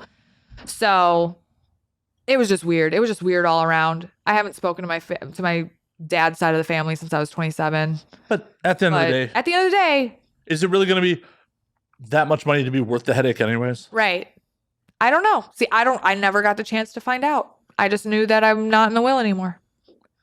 Okay. Is your grandmother living in the lap of fucking luxury? For the Midwest, kind of. She has a farm that has like lots of acres, because they used to have dairy cattle and chicken and corn and soybeans. Yeah, but it's Minnesota, so the land's not worth much. Yeah. You don't know. I don't know. You don't know. Lots of real, you know, I don't know. Lots of corporate farms trying to buy up the smaller farms land. The cool thing though, that was really cool growing up, having grandparents that lived on a farm, because it was like a little, you know, they only lived an hour away. It was a nice little day trip, you know, got to experience, you know, we got to ride horses. We got to, when they would get their shipment of chickens, we would help unload the chickens from the pallets and put them in the little barn. And I have some really good childhood memories from, you know, because I grew up a city kid. But, you know, I think it like made me more well-rounded, you know, and their neighbors. So my grandparents had chicken and corn way back in the day. They had dairy cattle and other stuff, but their neighbors have beef cattle. So we would always trade. Like, so they, like, my grandparents would give their neighbors chicken and their neighbors would give us like hamburger or steaks, you know? And to this day, like, for as long as I can remember, to this day, their neighbors, for Christmas every year, they still give us my brother, my mom, my dad, and me, they still give us a prime rib for each of us. Like a huge, like 32 ounce, like like king's cut, you know, queen's cut, whatever. You know what I'm talking about? Oh yeah, no, I love that you refer to it as a king's cut. Like, yeah. That is such a Midwestern fucking thing to say. Right? Yeah. So they give us this really nice prime rib. And for our birthdays the following year, because my brother and I are born in March, my mom and my dad are born in August and September. Like, we would, for our birthdays, we would make our prime ribs. So we would have we would get it for Christmas. We'd have one in March. We'd have one in like August, September. And then we'd get another round for Christmas. It was great. It's great. I'm a big meat eater. I think that's a Midwest thing. I don't have any dietary restrictions. Well, high five on that. So, you Like, know, you- yeah. You'll be good when we go to Tokyo. Oh, perfect. Yes. I'm all about, I love food. I love food. It's honestly how I judge a place. Really? Yeah, like when I travel abroad, like if my meals aren't on point, the rest of the trip doesn't really fucking matter. Okay. Like Amsterdam was cool. It was fun. The food sucks. Oh, really? Yeah, the food just fucking sucks. Like, That's a bummer. like they do awesome savory pancakes in the morning. Ooh, savory pancakes. Yeah. Okay. They're like crepe texture with like fucking sausage and like Ooh. those were great. Okay. Almost everything else sucked. Okay. Also, you add in the fact that you can drink till 5 o'clock in the morning. Good luck finding any food after 10 p.m. Oh, that's terrible. Yeah. That's, yeah. Like that soured me so much on. Yeah. Like I'm gonna fucking woo, and then I'm drunk. I need to eat something. Right. There's no no taco trucks. No. No French fries. Yeah, bummer. Yeah, you can find a place that maybe will serve you French fries, and that's it. Yeah. Oh, man. Yeah. I mean, those fries definitely came in handy one night, but Yeah. still, like this is it. Like, Yeah. I come from a real 24-hour city. Honestly, that's one of the things that when I initially first came out to LA, kind of turned me off about LA. It was that LA shuts down so fucking early. Mm-hmm. Yeah. It's just like the very first time I came out here, a buddy of mine was living in Venice. I was still living in Chicago. Yeah. And it's like, oh, we closed the bar. All right, let's go get some chow, man. We're going to Denny's. We're going to fucking Denny's. We're in a major metropolitan area. And that's all that's open? We're going to fucking Denny's? Are you fucking kidding me? Back in Chicago, it's like, oh, I know a 24-hour shawarma spot. Oh, yeah. I know a ton of late night taco spots. Like, yeah. Lots of Hollywood diner. Yeah. Oh, fucking Hollywood. The Hollywood Diner. Oh. Yep. As someone who used to live in Exit. Yeah. Yep. Or Clark's. I really like Pick Me Up Cafe. Oh, the Pick Me Up's still there, yeah? Yeah. Oh, I love the Pick Me. Oh, I would always get cheese fries with ranch and a chocolate banana milkshake. Oh, so good. Oh, and then what's the name of it? There used to be a fucking diner that I used to go to fucking... I mean, there's a Chicago diner, which is like famously vegan and stuff, yeah. Yeah, well... I'm not a vegan, but I've got lots of friends who are. Yeah, sadly, I had a couple. Yeah, sadly. Sadly. But it's stuff like... just so many like 24-hour diners all over Chicago. And then there's just all this 24-hour ethnic food. Like, everything, yeah. And then you get out to LA, it's like, oh, it's after bar close. Especially without like guidance when you first come out here. It's like Denny, and on the west side, it's just like Denny's. Yeah. Denny's is fucking it. Right. That's the other reason I'm like, after moving to Vegas and coming out here for work and visiting friends, like, oh, Hollywood, K-Town, and downtown have actual late night shit. Uh-huh. It's like, oh, there's some, like the 101 Cafe used to be open. 101. Oh, RIP 101 Cafe. That was great. Swingers, is Swingers still open? One of the locations. One of them is? Okay. There's, Fred 62. Fred 62, yeah, it's still there. Okay. They've got some options. Yeah, there's some late night options. You go down to K-Town, there's like 24-hour Korean barbecue. Yes. Like I just found a new spot that's open till 4 a.m. and has like 11 p.m. to fucking 4 a.m. happy hour on their Korean barbecue. Ooh. All right. Yeah. All right. There is one Korean barbecue spot in Minnesota. That's amazing that there's one. I know. And it's newer too. Well, and then they just started opening Bonchon's, the Korean wing place. There's a couple of those. We have a Gyukaku now, the Japanese. Oh no. Yeah. Like, for a chain, I really do fuck with Gyukaku. Yeah. As much as I'm like, white people should not be serving me this food. Right. No, yeah. It's kind of like if you go to a fucking, Brazilian steakhouse and like, why are there white people with the swords? Right. Exactly. I've had that experience before. It was really weird. Yeah. I went to one in Boise, Idaho, and it was literally white people. What were you doing in Boise, Idaho? Work. Oh, okay. Yeah, no, not for funsies. Okay. I'm like, that doesn't seem like a vacation destination. No, I had a gig for a number of years, like where I traveled full time. Okay. And I've been 45 states. Oh, wow. Yeah, like I've been fucking incredible everywhere. Yeah.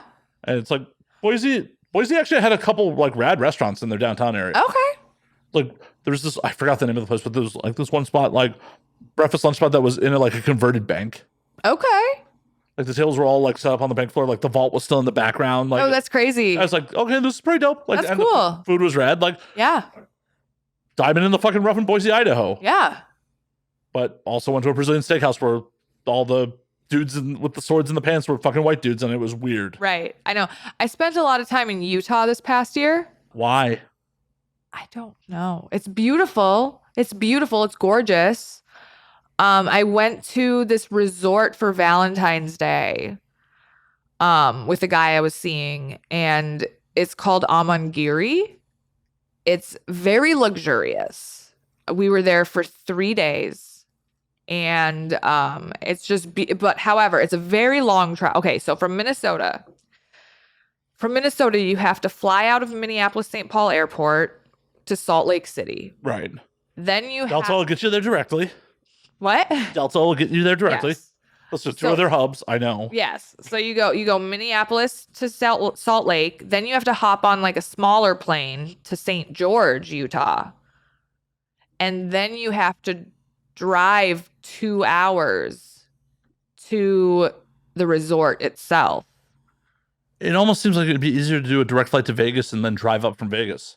It seems that way, but it's not Really? because of where it is. Yeah. It's like in a secret location. It's like a very upscale, like it's like the Kardashians go there and the Biebers go there and stuff like that. But it's beautiful. It's very like holistic. We went horseback riding around the property one day, and it's very cool. Like they film movies out there, and so there's like, and like, you know, it's LA, they don't clean up after themselves, so there's still like parts of movie sets that you like ride your horse by.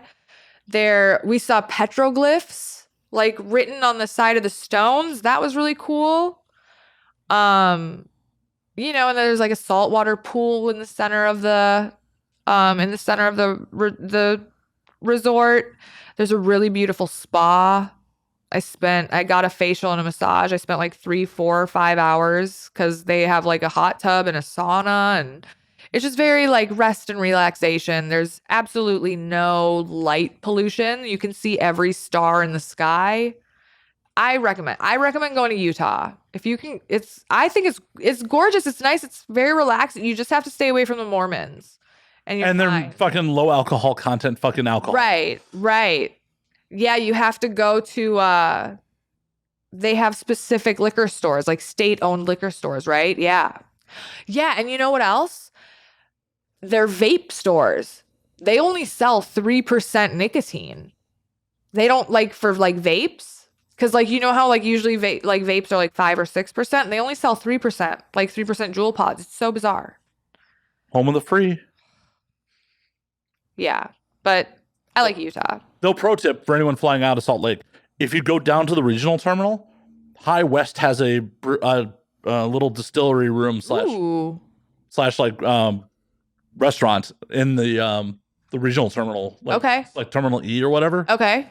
Because when I'd have to go to Montana or Idaho or any shit like that, I'd have to fly through Salt Lake and then up there. Yeah. But yeah, down there, at least they used to. High West Distillery had their own little fucking room down there. Oh, that's chill. That's very cool. Yeah. I'm a big craft beer drinker. I love craft. Like, it's very bad for my figure, but whatever. No worse than the fried food. Right. I'm a big craft. There's so many breweries in Minneapolis. They're just on every other block.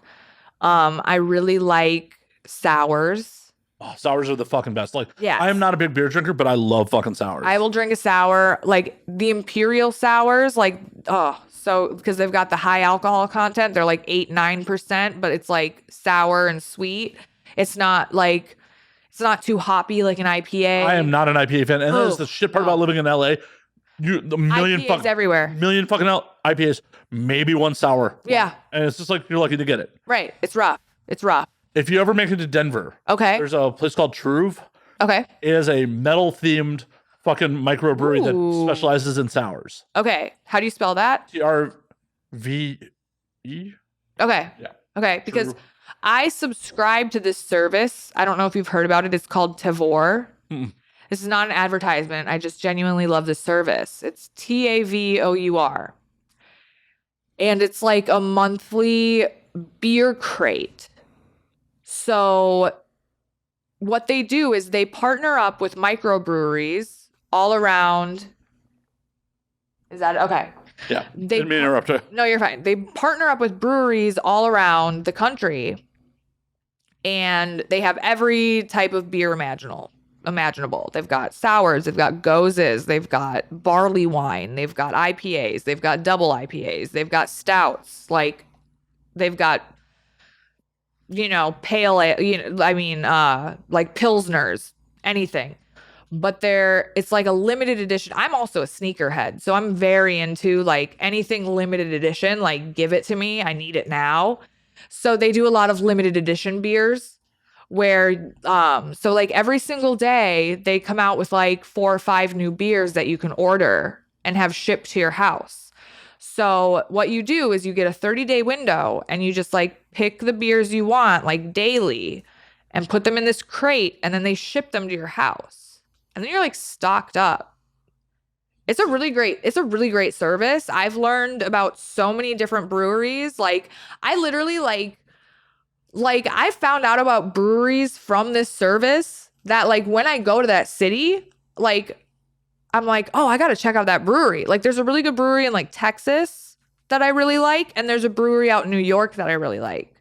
So I'm like, okay, mental note. I got to hit up that brewery, see what it's all about when I go out there. See, I hate limited edition alcohol. I hate, really? well, because I want to consume it. Right. And it's like, but I can't. You don't want to, yeah. It's just like, I'm okay with limited edition stuff. If it's shit that is, I'm not like sneakers, fine. Yeah. They're not going to go bad on me. They're right. Not, fair. Bottle of WL Welly Special Reserve over there. I've had that bottle for 6 to 8 months already because they're fucking hard to find. Yeah. Buffalo Trace only puts them out on fucking consignment. So I only, like, I had a handle I bought in Texas a year ago that I only killed like a month and a half, 2 months ago. Because it's just like, I know I can't get this. It's only for special occasions and like. Right.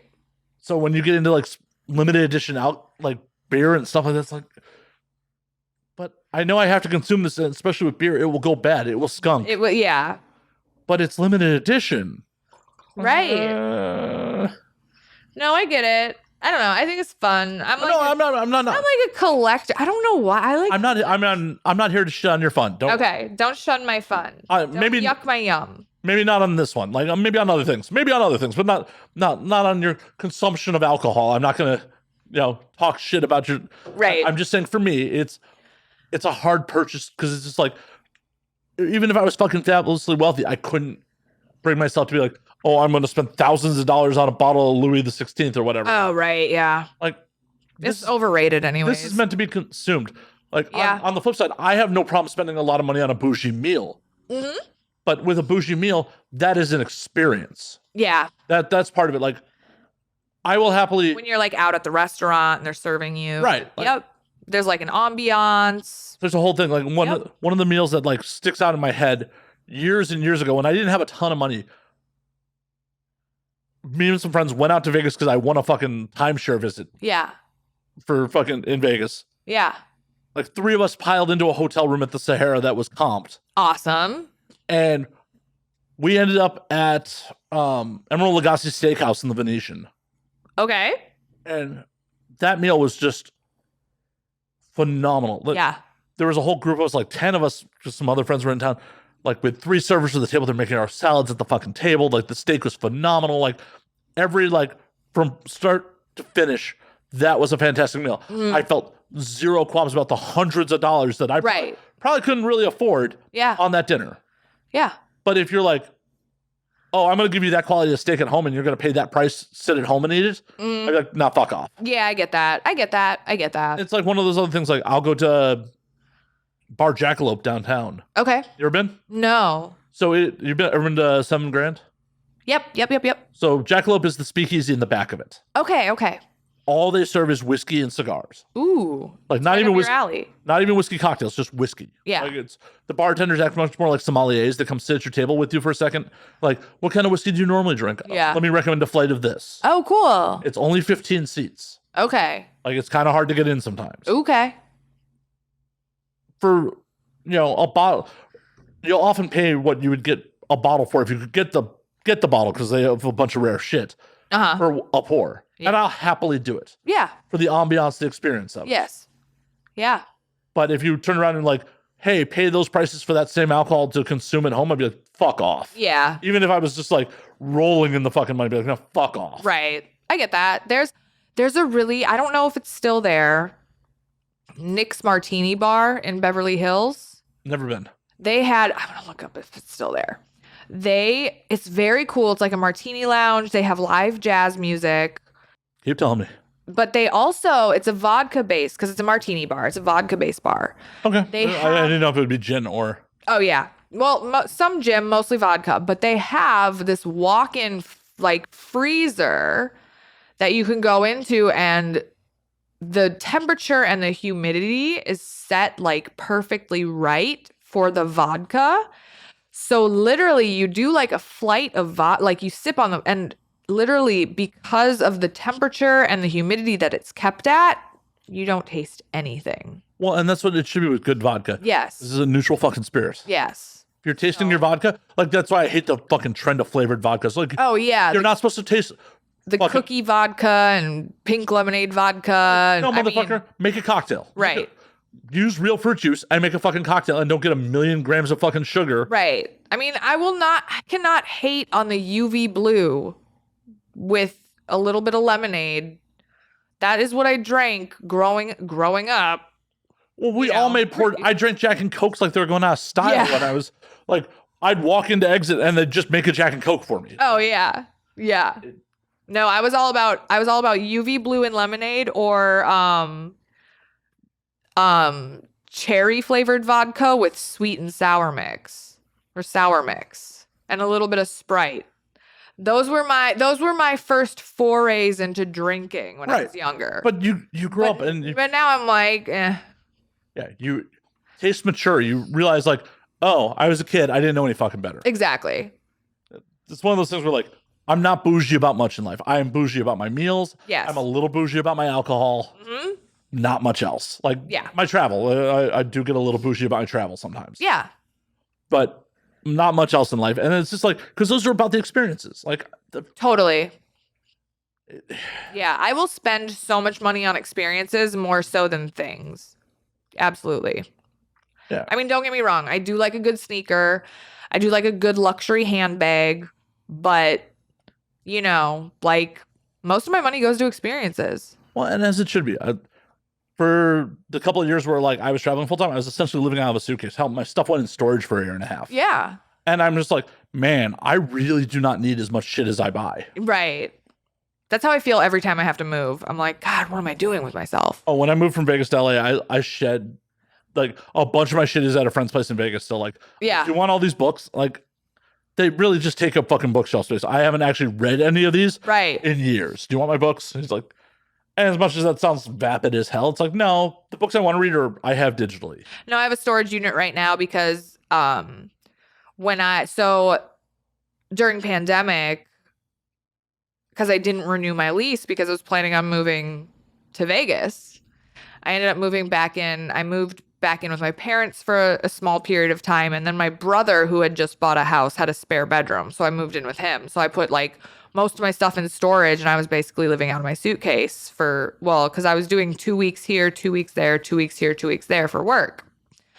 And then I finally got my own apartment. But because of work schedule, I didn't usually before I move, I like to purge, like get rid of stuff that I don't need, get rid of stuff I don't use.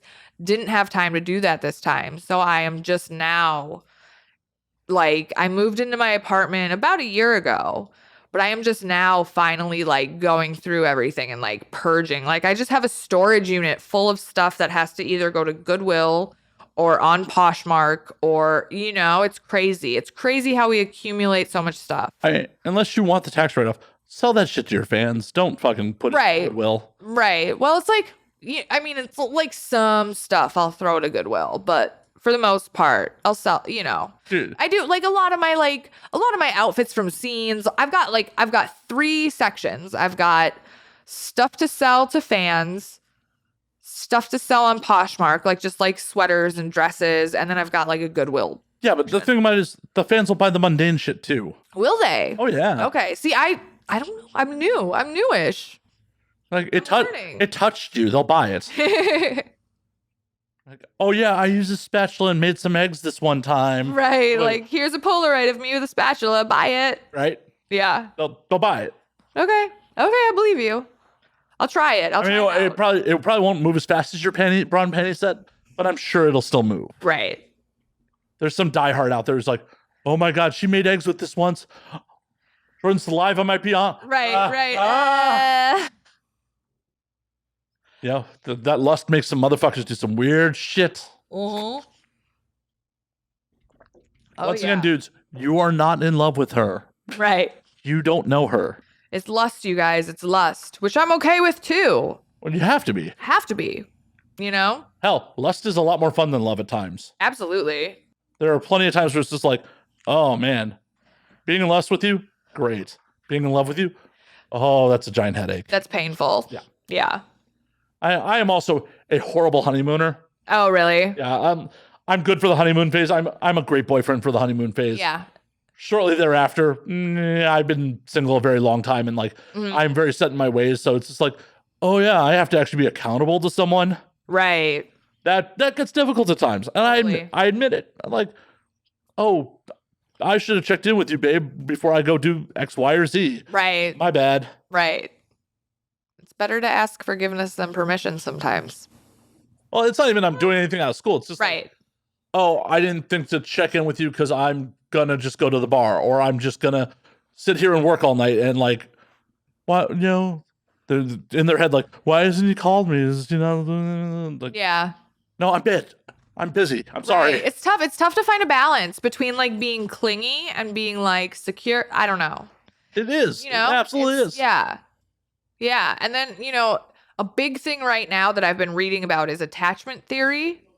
Like some people have anxious attachments, some people have secure attachments, and it all, of course, as with all things in psychology and therapy, it goes back to how you were raised as a child. So what are the differences between the two? Because I'm not familiar.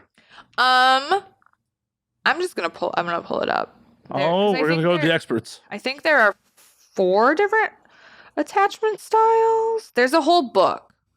You can take a quiz online. It'll tell you what your attachment style is. There's like avoidant, disorganized, anxious, and secure. Those are like the main 4 attachment styles. You know, if you have an avoidant attachment style, you probably had parents who were strict and emotionally distant. If you have like a disorganized attachment style, you were probably raised with like very inconsistent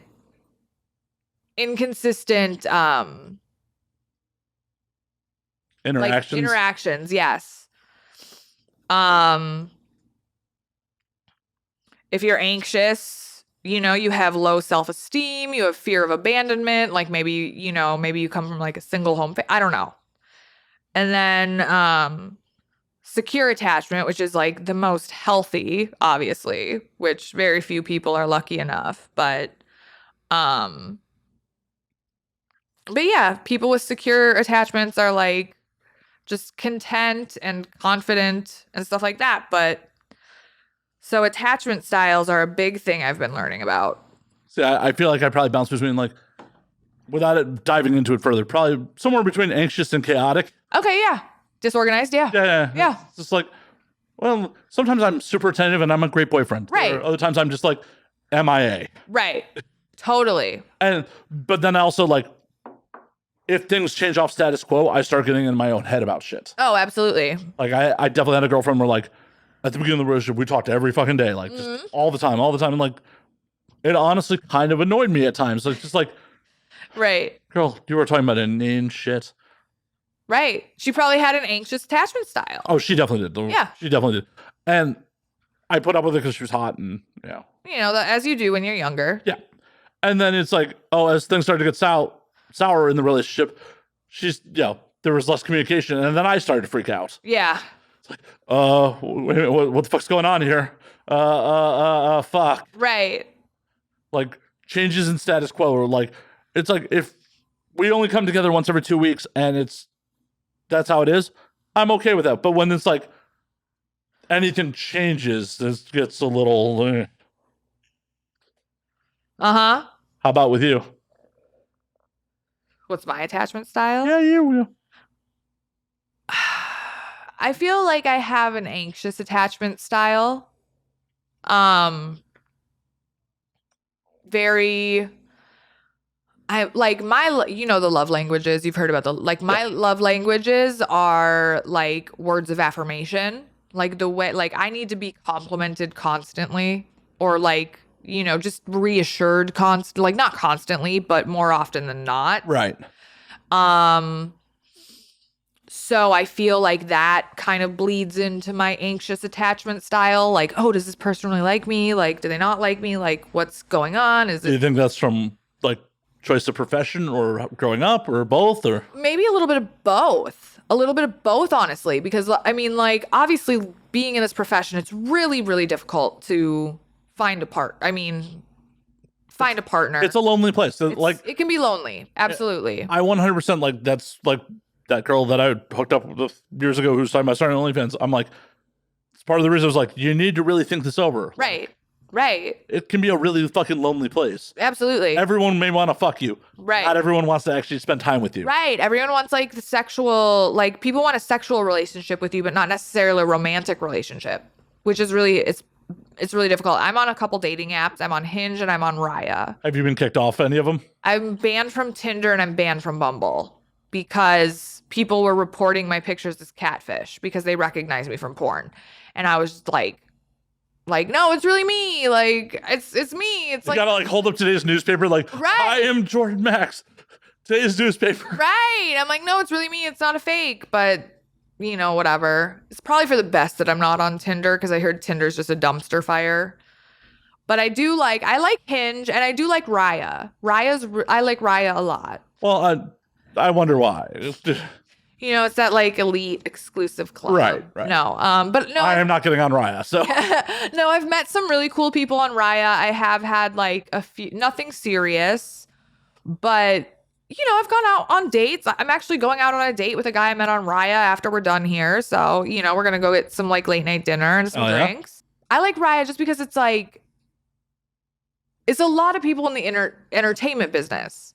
So they kind of understand, even if they don't fully understand. It's easier to kind of convince them or change their mind or just explain things to them. Yes and no. I've watched a lot because as much as people are fucking in entertainment, there's a lot of big egos and a lot of like true. There's a lot of like, oh, whoa. My girl's not gonna go fuck somebody else. Yeah. They're all about you being a sex worker until it's time for you to go back to work. Right. Like, look at the status symbol of like, oh my God, this girl that all these dudes fap to is with me. And then, oh, she has to go still make content. Right. Fuck. Right. Yeah. Yeah. It's tricky. It's very tricky. It's very tricky. I mean, but it's a good time. Those dudes exist. And like, hell, you're just dating. Who cares? Right. I'm not looking for anything serious right now. I'm kind of, like I said, I'm like living in Minnesota right now, moving to Vegas next year. Like, I'm not really in a place to get into like a serious relationship, but it is always nice to have like a partner. It's always, especially during these cold winter months, it's nice to have someone to cuddle with. It's nice to have someone buy dinner. Yeah, absolutely. Just someone to like kind of share things with. Yeah, exactly. There's absolutely nothing wrong with that. Like, every relationship starts somewhere. Like, just because it starts off casually doesn't mean it doesn't get seriously at some point. And if it doesn't become serious, it's like, well, we had fun together. Exactly. Yeah. The motherfuckers are like, oh, I only date to marry. Like, the fuck's wrong with you? Right. It's so bizarre to me. Right. Like, yeah, I don't get it. I don't get it at all either. It's all like, but what if it doesn't work out? Or there's just so many variables that go into all of this. So why would you just play it by ear, man? Like, see where it goes. Right. Just have fun with it. Have fun. Just have fucking fun. That's where I'm at right now. I just want to have fun with people. I just want to have experiences with people. There's nothing wrong with that. Right. That's what life really should be about. Right. Like, I'm currently seeing someone very casually who's in the entertainment business, and we see each other probably every other month for 3 to 5 days at a time. He's super supportive of what I do. But neither of us are at a place in our lives where we can really commit fully to each other. And that's okay because we're having a good time with what we're doing. And Exactly. we are both accepting of that. Like we both see the bigger picture of what it is versus like it's not like one-sided. Right. And that's where it becomes a problem is if it is one-sided, where Yes. one certain person's like, oh, I'm cool with this. And in the back of their head, they're like, no, I'm not cool with this at all. Right. I'm telling them I'm cool because I don't want them to leave me. I have abandonment issues. Right. Totally. No, like, that's why I tell people, like, when they were like, oh, I want to date performers, like, you really need to examine if you want to date a performer. Like, if you want to date a sex worker, like, you need to really fucking think about what you're doing because you're playing with someone else's fucking emotions. Exactly. You know, if you're not up for this, don't do it. Right. You really, you got to think long and hard about it. Yeah, like, your partner is going to have sex with other people. Uh-huh. Yeah. If that is a problem for you in any way, shape, or form, Right. don't do it. Right. Really that simple. Right. I've told like it's very hard for me to date back in Minnesota. Like I can only imagine. Oh God, they don't get it at all. They don't get it at all. It's really upsetting. I've like given up on dating in Minnesota. I just focus on me. I focus on my foster kittens, my friends. I try to find fulfillment and wholeness in myself versus another person. Well, you shouldn't be looking for fulfillment in another person anyway. It's like, nobody should. If you're looking for someone to complete you, you have fucked up. Yeah. Everyone should be an awesome +1, not... Totally. You should be like two whole beings who come together to make life better for the other person. Right. Create better experiences for the other one, but that's it. But that's it. Yeah. I feel you. The idea, like, she completes me, like, the fuck, bro? Right. That's a problem. That's a red flag. Yeah. Weren't you a person before this person entered your fucking life? Right. Or has this just been a gaping hole in you this whole time? I didn't see no gaping hole. Like, Right. Fuck. Exactly. I don't get it. Maybe I've just been single too long. I don't get it. Yeah. Yeah. We're very cynical. We've been single for so long. We're very cynical. But that's okay. No, that's how it should be. Yeah. Like, people that are running in like blind puppy dog eyes, like, there's a reason that the divorce rate's over fucking 50%. Oh, yeah. Because all these people are like, oh, I love them. I gotta like pump the brakes, bro. Do you really need the government to incorporate your fucking love right now? No, you can just be in the moment, enjoy this person. And if you feel that like this is the move down the road, do it. Totally. But you don't have to like rush into that shit. That's crazy. Absolutely. Like, would you rush into getting into business with someone that you just met like fucking 3 weeks ago? Some people do. I wouldn't. I don't know. Yeah. Some people make a lot of mistakes in life. Yeah. It never works. Some people like, do all sorts of shit that is just like, what are you thinking right now? Right. Especially with love and marriage. Like, you can still be with the person. You can be in love with them. You don't have to fucking complicate your fucking life by getting that piece of paper. Totally. Because if you're not married, you can just be like, good game. Have a good life. Good game. I don't even know if like I would get like even on the same lease with somebody like in the first year. No. Could you imagine like moving in with someone like, oh, we love each other, like 6 months later, like, oh, this person's a horrible fucking slob. I can't fucking live with them. I went through that actually. So I met someone in January 2020, right before COVID hit. He knew I was a sex worker. He knew I was a stripper. He knew I was a cam girl. He knew I was doing phone sex operator stuff. He knew all this. He was totally fine with it.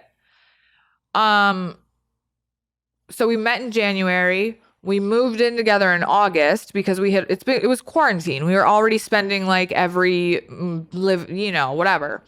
You into his place or him into yours? We found a place together. Oh boy. So we were both on the lease. Okay. So it wasn't like, At least there wasn't that power dynamic. Exactly.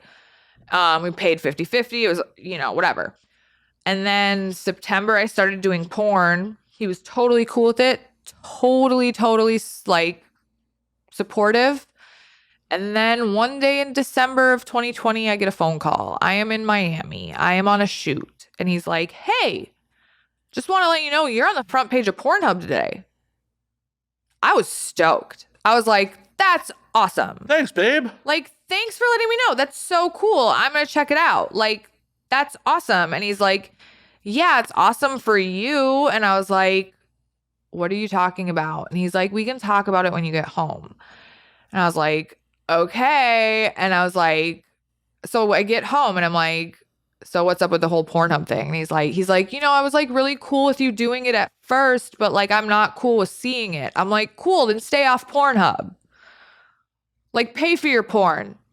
Subscribe to some girls' OnlyFans who aren't me. If you want to get off when I'm out of town, I'm fine with that. But you're literally looking for a fight right now. Do you know what I mean? Well, yeah. And that means he obviously wasn't cool with it in the first place. Because what you want, he wants to date an unsuccessful porn star? Right. Made no sense. I don't know. I want to support my partner's career. Right. Like, this isn't your hobby. This isn't, though this right now is fun, this isn't for funsies. Right. You're not coming over here and coming down, fighting traffic to Hollywood just for the funsies of it. Right. Like, oh no, you're here to promote and do work. Like, this, like, why? That is just a mind-boggling, like. Yeah, it really threw me for a loop. I felt like it came out of nowhere. I was like, how long have you felt this way? He's like, a couple months. I'm like, and it just has built up. Why didn't you tell me earlier? We could have, like, I literally started porn 3 months ago and you've been feeling this way for 2 months. Like, what? But would you have stopped if he had told you that at like 2 months in? Here's the thing. Because I have this plan for post porn,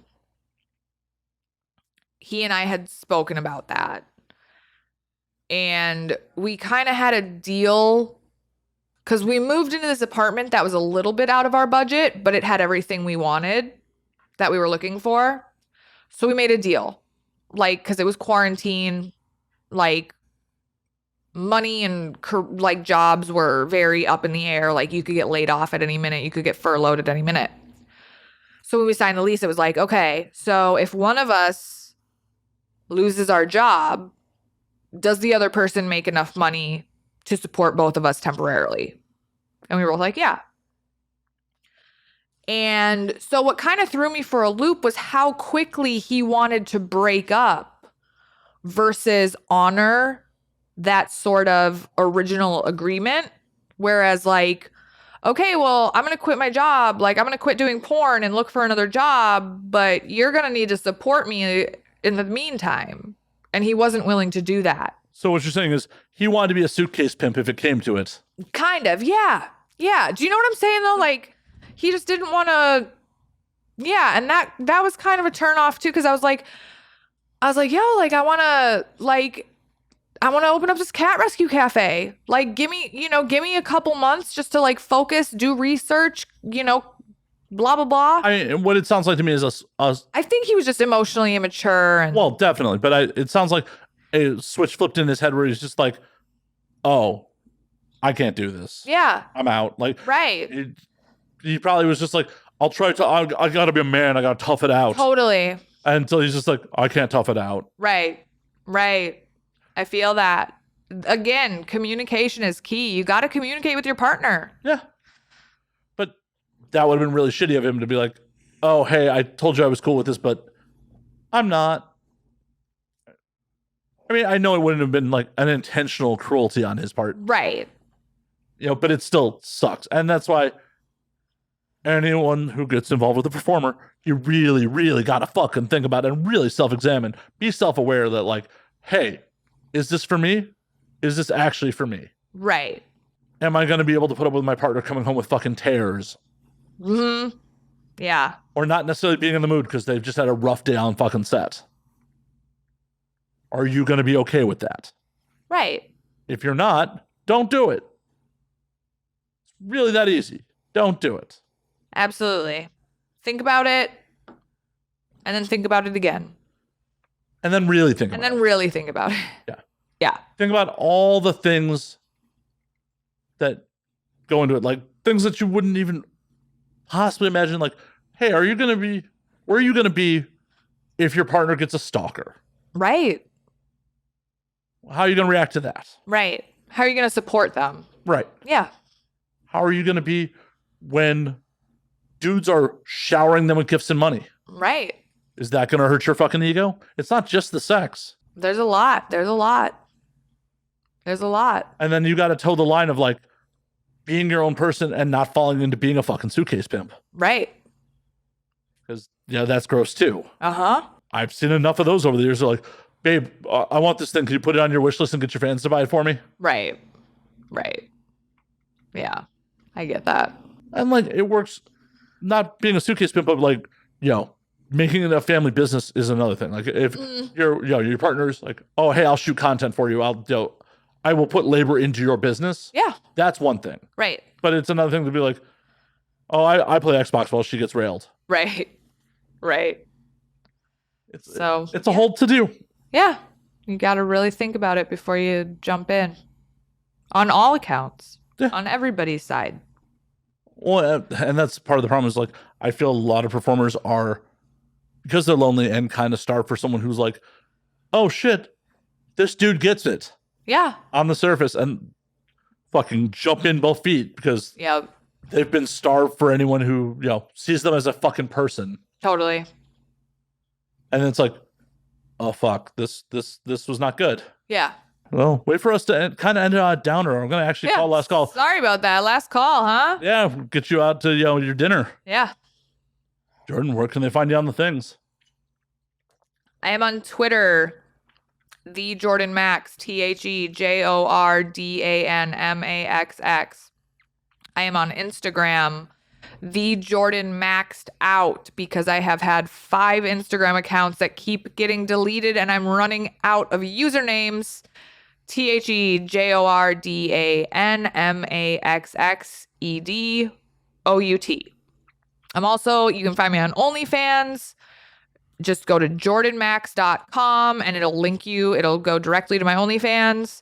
And one of my favorite platforms is SextPanther. So I love sexting, love like video chatting, love phone calls. So find me on SextPanther as well. And find her on Raya if you're on there. Yeah, and if you're on Raya, send me a super DM me, match me. It'll be a fun time. Shoot your shot. And as always, you can find me at Matt_Slayer on Twitter, Matt Slayer on Instagram, Matt F. Slayer on Facebook, twitch.tv/Matt F. Slayer for the gaming content. You can find the uncensored version and the back catalog of the video episodes at patreon.com/Matt Slayer. And you can find the podcast at And Now We Drink on Twitter and Now We Drink _ on Instagram. And until next week, drink up, motherfuckers.